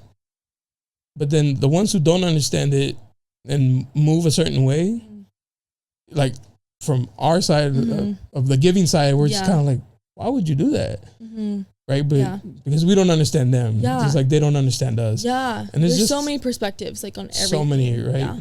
But I think I wanted to, you said that these people who helped you out and stuff like that, like you didn't quit. Yeah. You probably wanted to or whatever. Yeah. I think it's so important to have like the right people around you. Yes. To at least to keep you pushing and. Yeah. Because quitting is the easiest thing to do. Yeah, it's the easiest thing to be like, that's it. Yeah. I give up. Yeah. Oh, it got hard? Now I'm done. Yeah. I'll just say that it was an experience and move on in life. Yeah. That's the easiest shit to do. Yeah. But sometimes you have to be invested. Yeah. To get that drive, like, nah, I put in on this. Like, and that's where your pride, this is like, me. Like, yeah, your pride kind of like. Pride, like, really, like. No, I own this. Like, what the fuck? Like, I need to, like, handle this. Yeah. Because how I feel for this in specific, like, because I bought the equipment. My girl bought me equipment. She, like, helped me invest. Everybody's investing. She helped me put up the wallpaper. Yes. Like, I would feel bad to quit. Yeah. When she believed in me. Yeah. When somebody believed in me. Yeah. So It's so cool that you had people who believe in you that would not let you definitely quit, like that's so important. I think it was just so like just important, like all throughout like college. Like I always thought like my degree wasn't like earning enough, or just like that's easy. That's what you're doing is easy. So I was just like, okay, like the degree? That's great. Yeah, I was just like, they didn't never told me that. I think that was just something like the devil on my shoulder. You're doing the minimum. Yeah. Okay. 2 degrees. Okay. Like this is like, there's people who are out here like what is like finance majors and like tech majors and all these majors and like all these different things. And I would definitely just tell myself journalism or just things like that where it's like, I would definitely like degrade the work that I'm putting in. That's why I did pick up my discipline. I was like, no, I want to learn business. I want to learn, money. I want to learn math. I just wasn't a very math girly. I wasn't very, financially, or not financially, but like mathematically literate. Yeah, definitely. That's a hard subject though. Yeah, Let's give everybody some grades, guys. I was not mathematically literate. I was struggling in my accounting and my finance and my econ classes for sure, but we made it through. Hey. But definitely like at the end of the day, it's like I was also dealing with so much, like my parents getting a divorce, like obviously me going through my breakup, like there's just like so many different things. Like I would work literally 3 jobs, like basically all throughout college, just to like, both my parents lost their jobs. Like I was providing for my family at one point. And it's like, those are all things that I just like keep hush. And so much pressure. So much. It's like, no, okay, it's not just a degree. Like it's everything that you did to get it. And I think now I'm content with like, I know that I earned it. And like, I think I'm just like, so just like grateful for everything like throughout my college experience. It goes back to like what you were talking about, like the behind the scenes where like nobody knows what's happening. Yeah. They just see like, oh, you got your degree. Cool. Mm-hmm. Huh. Yeah. You think that's all it was? Yeah. You have no idea. Like, yeah. The restless nights, the crying, the emotional up and downs that you're going through. Because those are 100%. Like the mental health is such an important thing. I'll be honest, when I started this, I didn't believe in mental health. Really? I thought like y'all just a bunch of pussies. Like, suck it up. Like that's fucking life. Yeah. the more I talk to people, I was like, oh, hold up, John. Let's look into this because now you sound dumb. Yeah. And so I looked into it. I was like, no, this is. Yeah. Very, and then you kind of reflect on yourself, like, damn, that's probably why I felt. Yes. I'm over here just calling myself a bitch and shit. Yeah. You know, like definitely. But mental health is very important. I agree, and I think, like I said, like those people who really saw me for like not for what I was going through, but like who my potential. Like that's just what pushed me like 100 times more. And like even just the friendships, like I remember being at graduation and like being with all my friends, and like I was just like, dang, like I really built a family here. And like I remember like telling my mom, I was like, dang, I hate being a commuter student. Like I feel like I'm not experiencing the college life like I want to, but I had to work. Like I have to go to school. I have to go work 5:30 to 2 a.m. every single day after class. It's like I don't have a choice. Like I need to make this bread. And like going to my graduation, seeing how many people like are there supporting me, and like how many people I met along the way, like is just, I was just like, wow, like I will literally die on this hill. I think my graduation was like the best day of my life. Like it was so beautiful. Like so your future husband turn back to this and ask you like, oh yeah, our wedding day and shit.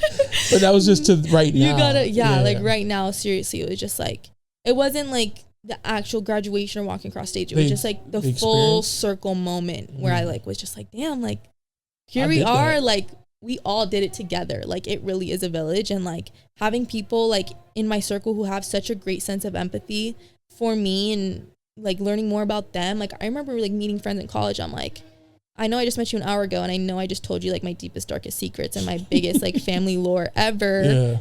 Great meeting you though. Like see you next time. Yeah. What's your name? Like I just told you like everything dark about my childhood. Yeah. Perfect. Sweet. Yeah. Thank you. Yeah. Okay. Shut the fuck up. Yeah. I always go to my car like, damn, what the fuck am I talking so much, dude? But like even then, I'm still best friends with them, and it's like it's an amazing thing to like just click with those people immediately. It's like shout out to those people, and shout out to you.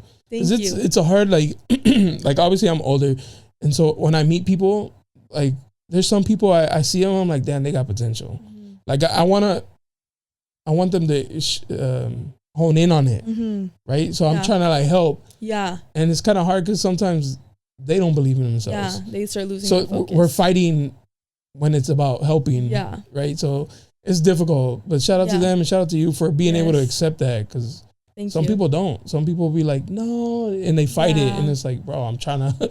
You're better than what you think you are. Like, I see it. Like I've met so many people in my life. Like there's something special there.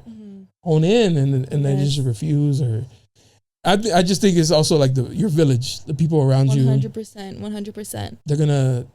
It's always I've always said, even in all relationships, like whether it be friends or romantic relationships, it's the people in your ear who don't want to see you do better than them, who cause like the commotion, the disruptions, and what could be peace. Yeah. Like whenever you have like a relationship and you feel away, I'm big on this. Don't ever complain about your partner to anybody. 100%. Not even your parents. 100%. Just work it out between each other. Don't go and run to anybody, because they're going to be like, well, I would never. Or, like, how dare you allow that? Yeah. And then it's like this little seed that they plant in your head. And now you start to see the different, and then they're impacting something that they have no insight on. Exactly. But even with friendships too, like definitely. This is like the jealousy of like friendships and stuff like that. It's just very difficult to manage. So it's important who you have around you. Yes, I agree. I think I love to share, I love to talk, and like I think as I'm getting older and like experiencing more things, like there's such a beauty in privacy, and such a beauty in like not secrecy, but just like keeping things to yourself. So like just like not overbearing my friendships. Like I said before, like I don't want to lose any of my friendships, and sometimes when you explain too much about your own personal life, that's when people start taking on that burden, and that's when people start, that's when those conflicts start. So it's just like enjoy some things in private, enjoy some things publicly. There's like, I think there's such a beauty of like the intimacy that you keep within like yourself, and it's like, dang, like you can just look back at it, and everybody has their like moral compass at the end of the day. Right. Everybody knows what's right and everybody knows what's wrong, and you know when you fuck up. And definitely. You know if you are fucking up, and if you're over here thinking to myself, do I need it? Then you're probably fucking up. You're probably fucking up. If you're like, damn, was that too much? You're fucking up. Yeah, probably. But you'll be surprised, and I feel like life is just going to teach you these things, and I'm not breaking news or anything, but there's people who can sleep well at night doing other people wrong. Yeah. And 100%. while you could never do that, yeah, it's out there. People do that. Yeah. And that's just like an external battle that's forever going to happen. Yeah. Of people moving in ways you would never move. Yeah. And it's kind of, you have to just, you have to accept it. Yeah. Regardless. You're not going to, that's a unwinnable battle. Like, you just have to remove those people from your circumference. Definitely 100%. Like, but that's definitely coming up for you. Yeah. So I think to just take everything like with a grain of salt. Like at the end of the day, like people are so caught up and they're so worried about themselves. Like when people go to bed, they're worrying about themselves and what they're going through. They're not thinking about like your fuck up at the end of the day. You're thinking about it, not everybody else who, you tripped in front of. Like everybody's so caught up within themselves. And I think once even myself, like I'm still teaching myself that, like at the end of the day, we're all just thinking about ourselves. Like we think of it way more, like when you're on your Instagram, nobody just saw your story 100 times, like how you saw your own post 100 times. Like everybody's clicking through it, Kay. Like I promise you, nobody's going back. Yeah. Nobody's going back and looking at what you just unless posted. They're being really like specifically nosy. Yes. And they're like searching in the background. Yeah. Yeah. 100%. There's those people, but that's more like intimate. So the tiny percent. Yeah. For the most part, we're just like, oh, that's what's up. That's what's up. It's probably still not as much as you just saw your own post a million times. Like I know when I post, I'm just like rewatch. I'm probably like 70% of my views. I'm not gonna lie, but you go to the viewers. It's you. Like wait, Instagram, guys. I thought we got rid of this one. This wasn't part of the analytics, guys. No, but I think like that's also just like a really good thing to keep in mind. Like you're your biggest competitor, you're your biggest critic, you're your biggest hater, your biggest lover, everything. Biggest enemy. It's you versus you at the end of the day. So it's like just keep growing. Like don't stay stuck. Yeah. Movement is life for sure. Mm-hmm. Yeah. So are you ready? Are you gonna do the dorm? I'm actually gonna live with my grandparents. Oh my God! Like what a plug. Yes. So shout out to your grandparents. Yeah, I'm super excited. They were just like, hey, like, are they close? Yeah, they're pretty close. Like maybe 20-minute commute. Oh, that's So it's like where I grew up. I grew up in that house too. Oh, so it's just like it's nice also to like have people there who like know my struggles, like know me personally, and like my abuelita is like literally the kindest woman on earth. Like she's always like looking for a conversation. She'll just come up to me and like show me a reel. I'm just like, what does this have to do with anything that I'm doing right now? But I'm really excited to just like also like obviously they're older and I'm just really excited to just like grow my relationship with them, and they're so far away from me. I live next to my father's parents, and we just like went on vacation with them, so it was like really, really nice to like be around them and things like that. But definitely there is a distance between like my mother's parents just because they're far, not because of anything in particular. So I'm excited because no beef or anything. No, chill. No, like I'm just excited to just see them and see where it goes. That's so dope. Yeah. But what about the fun part? Ooh, definitely. How are you gonna balance? Yeah. Living with because grandparents. Yeah. I don't know how they are. Yeah. Grandparents can be strict. Yeah, they're definitely or very like no, I gotta say it so type. Definitely. I would say like I said, all my parents and my grandparents, like they grow over the years, honestly.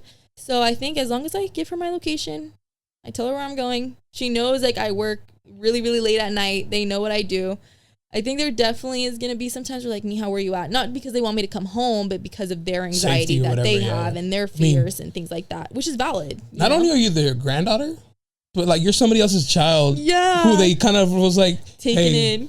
Take care of her, yeah. You're like, I know my mom, trust me. My mom is so chill. Like I think my mom is really like my best friend, and like I think sometimes there are like mother-daughter relationships where like dang, like they really are friends. Like I think for my mom, like I have that respect for her still, like as a mother, right. Like I'm gonna have that respect for you at the end of the day regardless, but I'm grateful that I can come to you when I'm hurt, when I'm heartbroken, like all those things. Like I know I literally don't care. I literally slept in my mom's room for like maybe 2 weeks, like heartbroken, crying in her room, and she just, it's okay, Miha, like it's fine.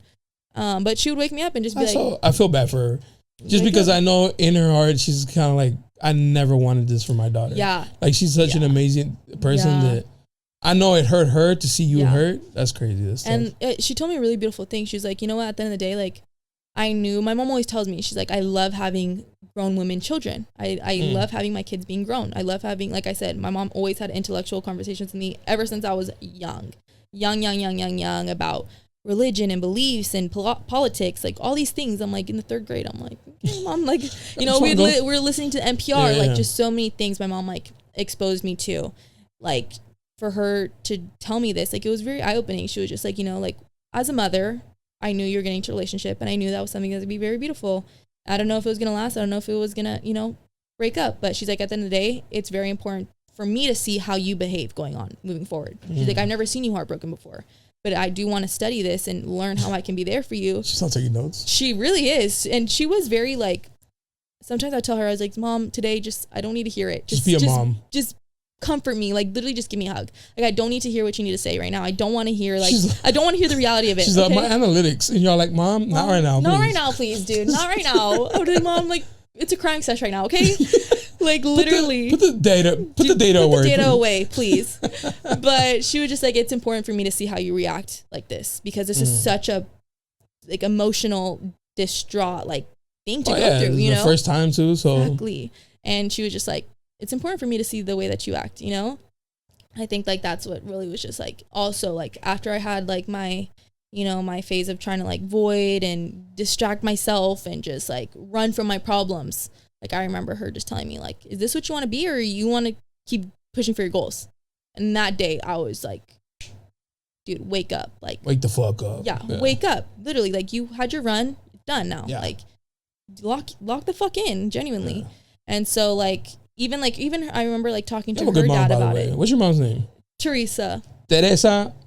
Salute. You're a good mom. Yes, 100%. And my dad too. Both of them. Like, what's your dad's name? Ray. Raimundo? Yeah. Is it Raimundo? No. Shout out to Ray. Shout out to Ray. I think like even I talked to my abuelito, like my mom's dad, about like everything. And I remember him just like sitting down on the couch with me for hours and just like talking to me. And like even my mom got emotional. She's like, my dad never talked to me that way when I was younger. So like seeing him like this is a beautiful thing to see. Like for him, like anybody can change at any time. And like she's like, it's comforting to know like that's where I'm gonna be. Like I'm gonna be in a good area. I'm gonna be in a good space with my grandparents who support me 110% and who also trust me. So I'm really excited. You give trusting vibes though. Thank you. You don't give like troublemaker. First of all, you already got your bachelor's. You're going for master's. It's like, let's keep it a bug.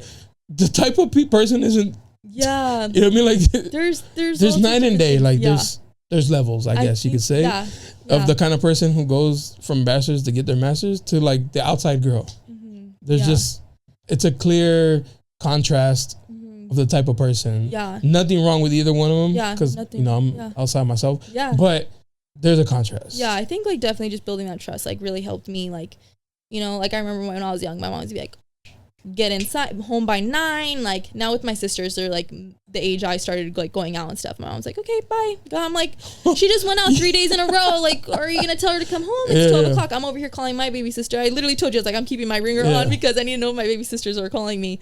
Because they're always out and about. I'm like, sister, where are you at? Haven't seen you in 3 days, sister. She's like, it's quince season right now. All of them are turning 15. So I remember we're getting back from our trip and she's like, I just missed all 3 quinces. I'm like, Annalise, like we're in the middle of the air right now. Like not even landing in San Diego. It's 11 o'clock at night. Yeah. She's like, well, we can still make it. I'm like, girl, we're not that's going. That young, like, I love that young heart. I'm like, she's like looking at all the stories. I was like, give me your phone, dude. Like just stop. Dude, I love that. Yeah, definitely like just all of our relationships are just like, it's like a good thing to come home to. Like regardless if it's a stressful day, it's like, a home is definitely a safe space for sure. That's what's up. Yeah. Shout out to your sisters.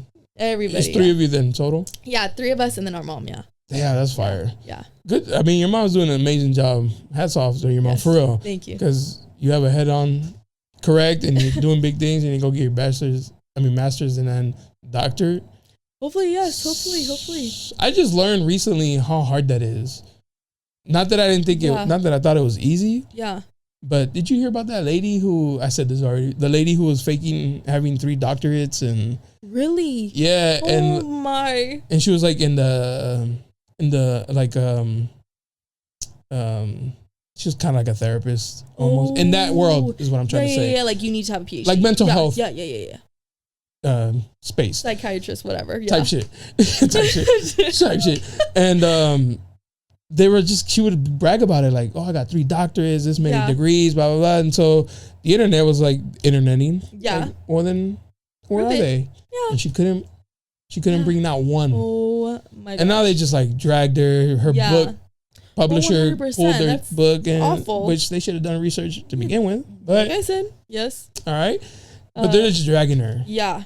But people who have it started saying like, let me tell you how hard it is. Yeah. And I was like watching these TikTok, I was like, Jesus Christ. Yeah. Like, I think it's definitely like a unique thing. Like you don't really realize how like we all know about universities, but like no, like there really is levels to this. And like when people ask me like, oh, what degree did you get? It's like, oh, I'm, getting my bachelor's. I'm gonna go for my master's. And people are like, well, what does that like mean? It's like, dang, like it's really like eye opening to see like how everybody's so different. And like, just because I thought everybody knew what it was, you know what I mean? And I thought, everybody kind of knows the difference. But like, no, it's very interesting to see like how everybody moves. And I know some people are like, well, this is going to get you farther than a degree, and a degree is not going to give you this, and a degree is not going to give you that. But at the end of the day, like, you can take all that away from me. Like, you're not going to take away my education and like my experiences.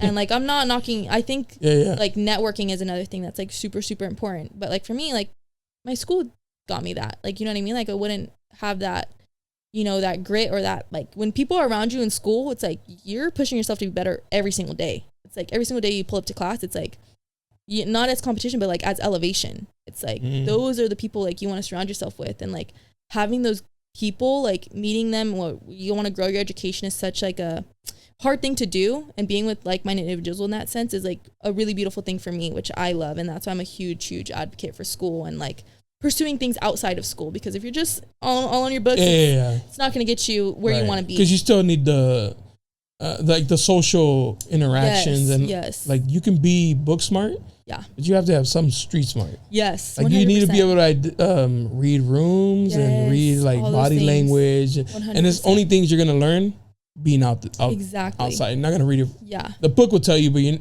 need to experience it. Like, and that's why like I even like there's a couple of like my friends that I have like on the internet. I'm just like, dang, like even though you didn't go to school, like doesn't matter, like you're still making it. And that's why I like network with them, and I like I learn from them, and they ask me questions, and I think it's just such a good thing to bounce off of, because it's like for sure. Completely different perspectives. Like for me, I grind in school. For like other people, they grind networking, because that's what they hustle in.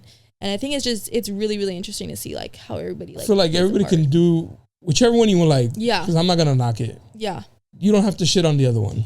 Exactly. Like I hate that. If you did it your way, I hate don't shit on the bookworms. I hate it. Bookworms don't need to shit on, you know what I mean? Like I think I've ever seen like really like, or maybe it's just my, what is it your called? Algorithm? My algorithm. But I always see people like, a degree will never get you here. A degree will never get you this. A degree will, you spend like, all that money. I know. It's like, bro. I know I was in sales. Like I was doing life insurance. And I was like, well, your degree's never going to get you here. Your degree's never going to get you this. And I was just like, why are you guys knocking on my education so hard? And you guys want me to like do sales for you, and you guys are like shitting on me every day. It was like draining. I was like, you know what? This isn't for me. I'm getting out of this. Couldn't do it no more. I was like, it was just like making me feel less like accomplished, because they didn't have degrees, and that's the only thing that they had over me was money. The experience or whatever. Yeah, but I was like, you guys are using the wrong "your" in your guys' messages. I mean, that's all I'm gonna say. So I was just like, there is like a disconnect. Because there's like the people who have like the old way of thinking, and then there's the people who have like the new way of thinking. Yeah.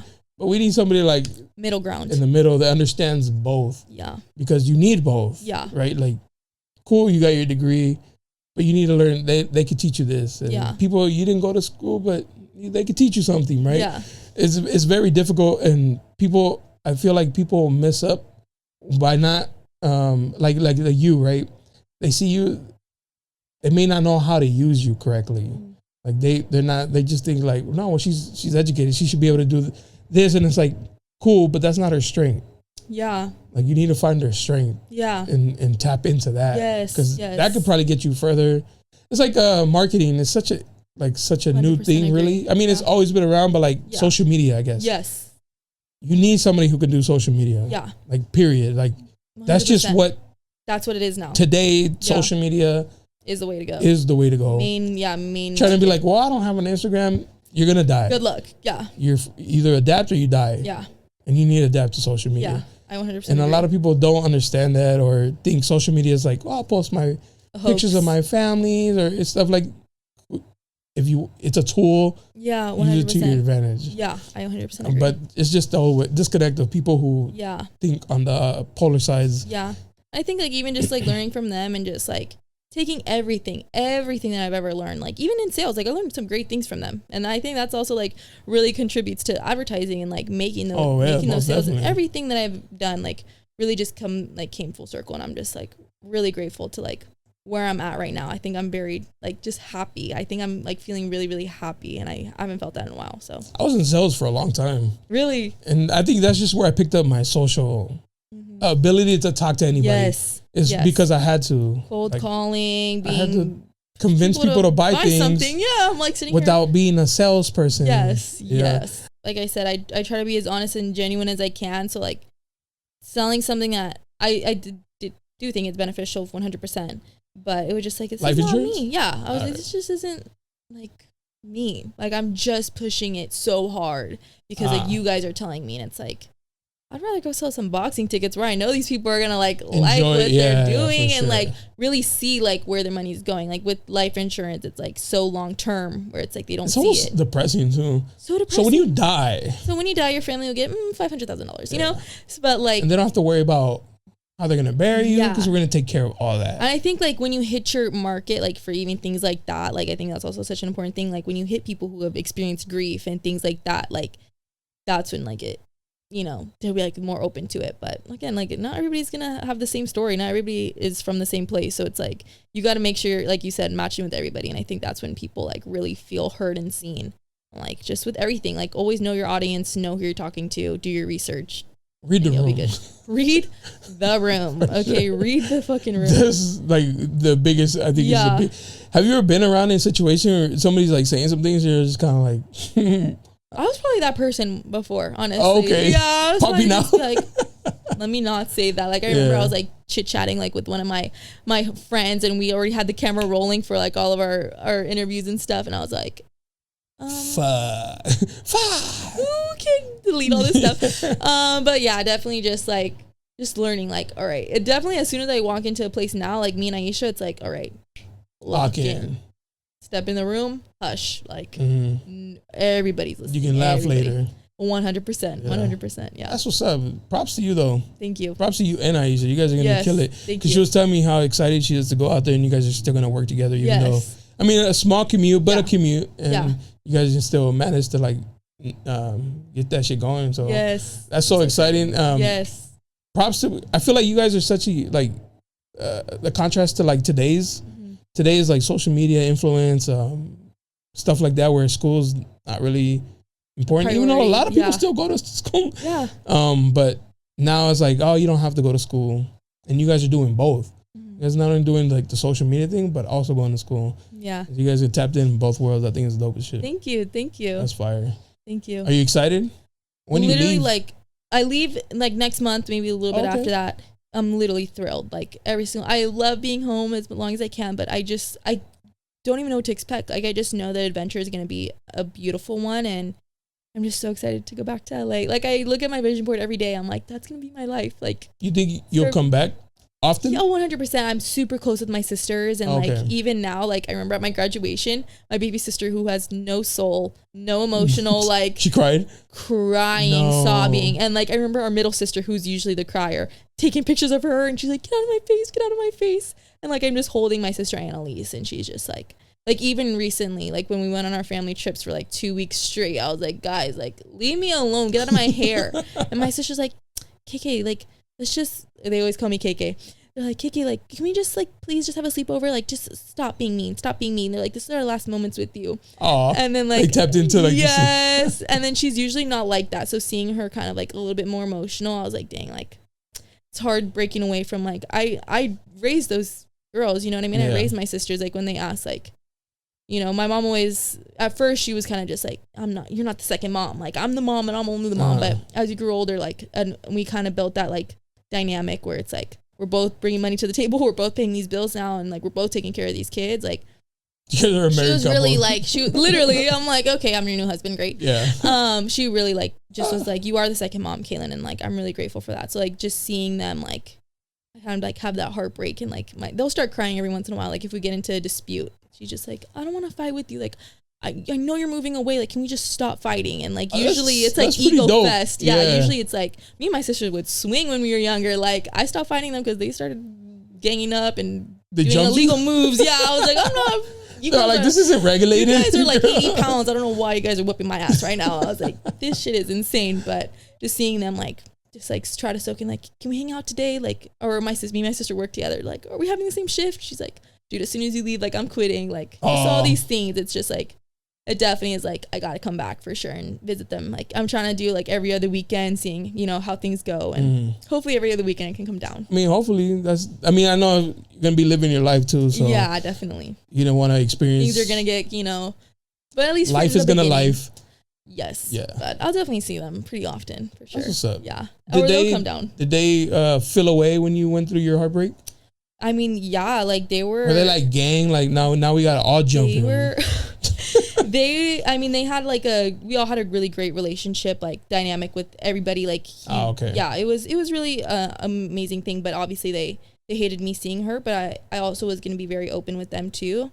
And like, I know my sister like broke up with her boyfriend, like not far behind me. So she did it because of you though. She's like, shit, we both sing outside. Yeah, let's go. Literally, she's like, I think like for me, my whole time when I was in my relationship, I was like, I'm going to prove to them what a good relationship looks like. Because like, obviously like with my parents' divorce, like, you know, dealing with all of that and all of us being so grown, like we saw everything. Right. And understood and were able to comprehend. And had our own opinions on it. And like, we were in it, you know what I mean? And for me, I was just like, I'm going to show them what a good relationship looks like. And I think I had that in my mind the whole entire time, but it's like, no, like I'm going to show them what, not that I'm saying that my mom was not a strong woman, but what what it also can look like on my end. Right. Like I'm not this relationship. This relationship is not me. Like I forgot that. Like I'm the role model, not this relationship. And being able to prove to them like you can step away when it's not serving you any purpose anymore was probably the biggest thing that I could have done for them, rather than staying somewhere just because I wanted to prove to them that this was the perfect relationship. Louder for the ones in the back. Like, bro, bars. I think that was like the hardest part for me, and also the most rewarding part. And I saw my sister break up with her boyfriend. I was like, you know what? Good for you, sister. And she took it way better than I did. She took that shit to the chin. Like, she was just like, so next. Yeah, she was good. And for me, obviously, I was crying. Everybody just handles emotion a little bit different. Heartbroken, you know. And my sister was like, make me cookies and make me breakfast in the morning. And it takes a lot for me to break down that much. So them seeing me like that, like really brought out like a lot of empathy for them, and just having them just like every night, just like come sleep in my room and things like that. It was just like, you know what, like it's important for them to see me, you know, I'm not always going to be strong. Like I can't, like people break at the end of the day, and it's okay too. And like having that vulnerability now with them, where it's like they feel comfortable enough to come cry to me, I can cry to them. It just broke that barrier where they feel like they don't need to, like, I need to be strong because KK's strong. It's like, no, like we all are human. We all are girls. We're all going to experience all these different things. So I think that was probably the most like rewarding part, where it's like I can show them like you can still step away regardless of how much you love something, for sure. That's insane. Now that I've heard so many like conversations like this, I don't think I've experienced that, like a heartbreak, because I'm very, and I've been judged for this, but I'm very where I focus and remember the bad stuff, so it makes it easier for me to like, detach, and be like, fuck it. Yeah, I'll move on. I'll be all right. Yeah, like I'll be sad for a couple of days, but then I'm just kind of like, that shit they weren't serving me anyway. So it's easy for me to detach from people. Yeah, like I can really go from I'll rock with you to you're just a stranger. Yeah, and so I haven't experienced that, and low key jealous. Like, hey, yo, I'm gonna tell my girl to break up with me for no, because I've like, never had sat there and was like, help me out. Yes. And not to like dig in and if you want to, I'll cut it out. No, it's just pure curiosity now. What are you sitting there thinking about? And not to relive the moment either. I'm sorry. But are you thinking about like, oh, we were so good together, or are you focusing like on the good memories, or what? I'm asking like, what's a heartbreak? Because what does it feel like? 100%. Genuinely never went through that. Yeah, I think it's just definitely like But that's tough. Life lessons you only learn by going through them. Yep. And now you went through your first breakup.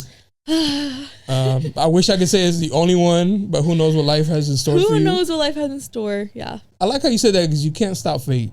And sometimes you look at situations and you're like, there was no way around this. Yeah. Like that experience you went through was just written in the stars. Like you could think back and be like, what could I have done differently? Yeah. What could I have changed? Could I have done something? No. Yeah. Like the domino effect started a long time ago, and you never 100%. Knew that they tipped over that first piece already. Yeah, like the tiniest decision. You only see it at the end when everything's on the floor crumbled. Yeah. But the smallest decision you made a long time ago, already started this in domino motion effect, for sure. And there's nothing we can do about it. So I feel at ease being like, well then, why dwell in it if that's what just was meant to happen? Yeah, if it's fate is fate. Fate is fate. And I always believed like everything happens for a reason, right? And you know, I was talking with somebody and they told me we were talking. I was just like, damn, like this shit sucks. Like, why did this shit happen? Like genuinely, like this shit is awful. Like a genuine question. Like, why the fuck did this shit happen?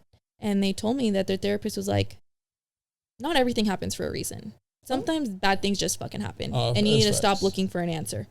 It just fucking happens sometimes. Just like how good things happen for no reason, bad things happen for no reason too. And that's just how it is. You stop trying to look for a reason why. Stop trying to look to why. I think that's where people like kill themselves the most. It's like, why? Some things don't have a reason why, and you need to be okay with that. And I think like, even just with anything, like sometimes it won't have a why, and you just gotta, if it's out of your control, it's out of your control. If it's in your control, it's in your control. I always think same thing, right? Everything happens for a reason. I'll just never understand the why. Yeah. And I'm okay with that. Yeah. Like, I'm sure there is a reason. I won't know it now. Yeah. Maybe in 10 years or maybe even never. Yeah. And that's fine. Like, it just is what it is. Like, at the end of the day, like, what are we going to do? We're going to keep moving. Yeah. You're going to let that stop you from doing what you need to do. Regardless, the days keep going by. If you know or you don't. My biggest thing is like the bills keep coming. Yeah. They give no fucks. They don't. What you're going through. They're like, nobody cares. Oh, you're sad? I need you to take care of that, please. Thank you. 100%. Oh, your rent. Oh, I know you're going through. I need the first, please. I think those are like the most humbling moments too, where it's like nobody gives a fuck. You're like breaking down, and they're all like, "Cool, life continues." 100%. By the way, I think and like you're sitting there like, great. Fuck yeah, it's heartbreaking. That sense is heartbreaking. It's like, damn, like life doesn't stop moving. But also too, like I said, like it's so important to have those empathy for like every single person around you. I don't care if you like me, if you don't, if I like you, if I don't like you. So important to have that empathy. Like everybody is who they are for a reason. Everybody has a sad story. Every single person, regardless of how big or how little you see it, that was the biggest thing for them. Yeah. And like just everything like that. I am big on that. Like, it's like a lot of people use what they went through as like an excuse. And I hate that because we all have our shit. Yeah. Everybody. Like, I don't know if you shared that with your parents on the voice, but that's probably heavy on you, right? And you probably don't voice it. Yeah. But that was heavy on you, right? But you're not going to use it as an excuse to be a shitty person. Yeah. And I feel people do that in life because people suck sometimes. Yeah. And they want you, but it's like, bro, I go through shit too and I'm still a good person. Yeah.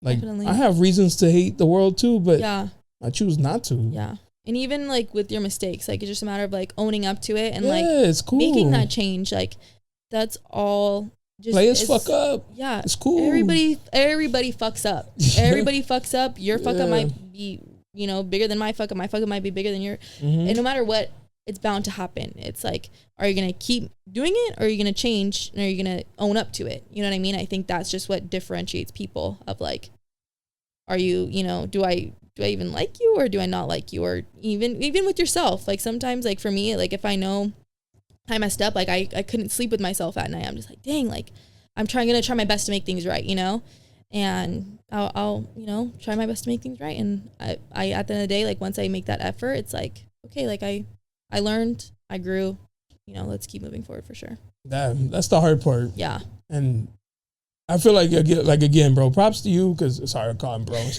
My guy over here. But like, You're doing good, and I feel like although life is gonna life, there's no avoiding it. Yeah, that's just what the fuck we're here for. The way it is, yeah. The way it is. I feel like you'll handle situations to your best capacity. Thank you. And I feel like there's like this confidence in you. Thank you. That you'll handle life well. Thank you. And I wish you the best. And I ain't gonna keep you too long. I know we've been likewise. yapping it up. Great conversation. I appreciate you. Yes, of course. And, I appreciate you, bro. This is literally so I can't wait sick. to see you like interviewing like the main events. Oh my gosh. Be like, hey, a dream. No, this is so like, even just being here, it's like, wow, like it's amazing to see how everybody executes their vision and just getting the opportunity to like have such an intellectual conversation in a world filled with so much surface level interaction. All facts. You know, it's like such a nice thing to have for sure. So I really appreciate being here. No, I appreciate having it. the opportunity. I love the balance. I'm a Libra, so balance is great. I love the messy shit,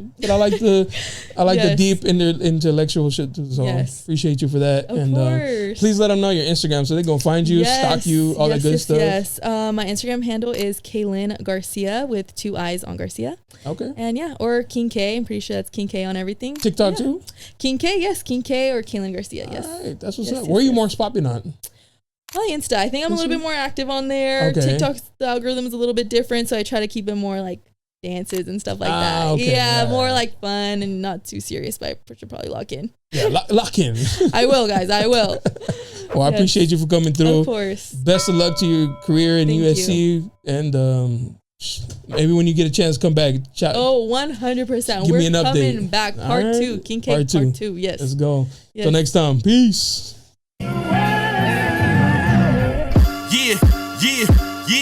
Yeah, you looking for me, you can find me at the spot. Chopping it up with Jonah, we talking about what's hot on the block. Up in Dago, man, we bumping.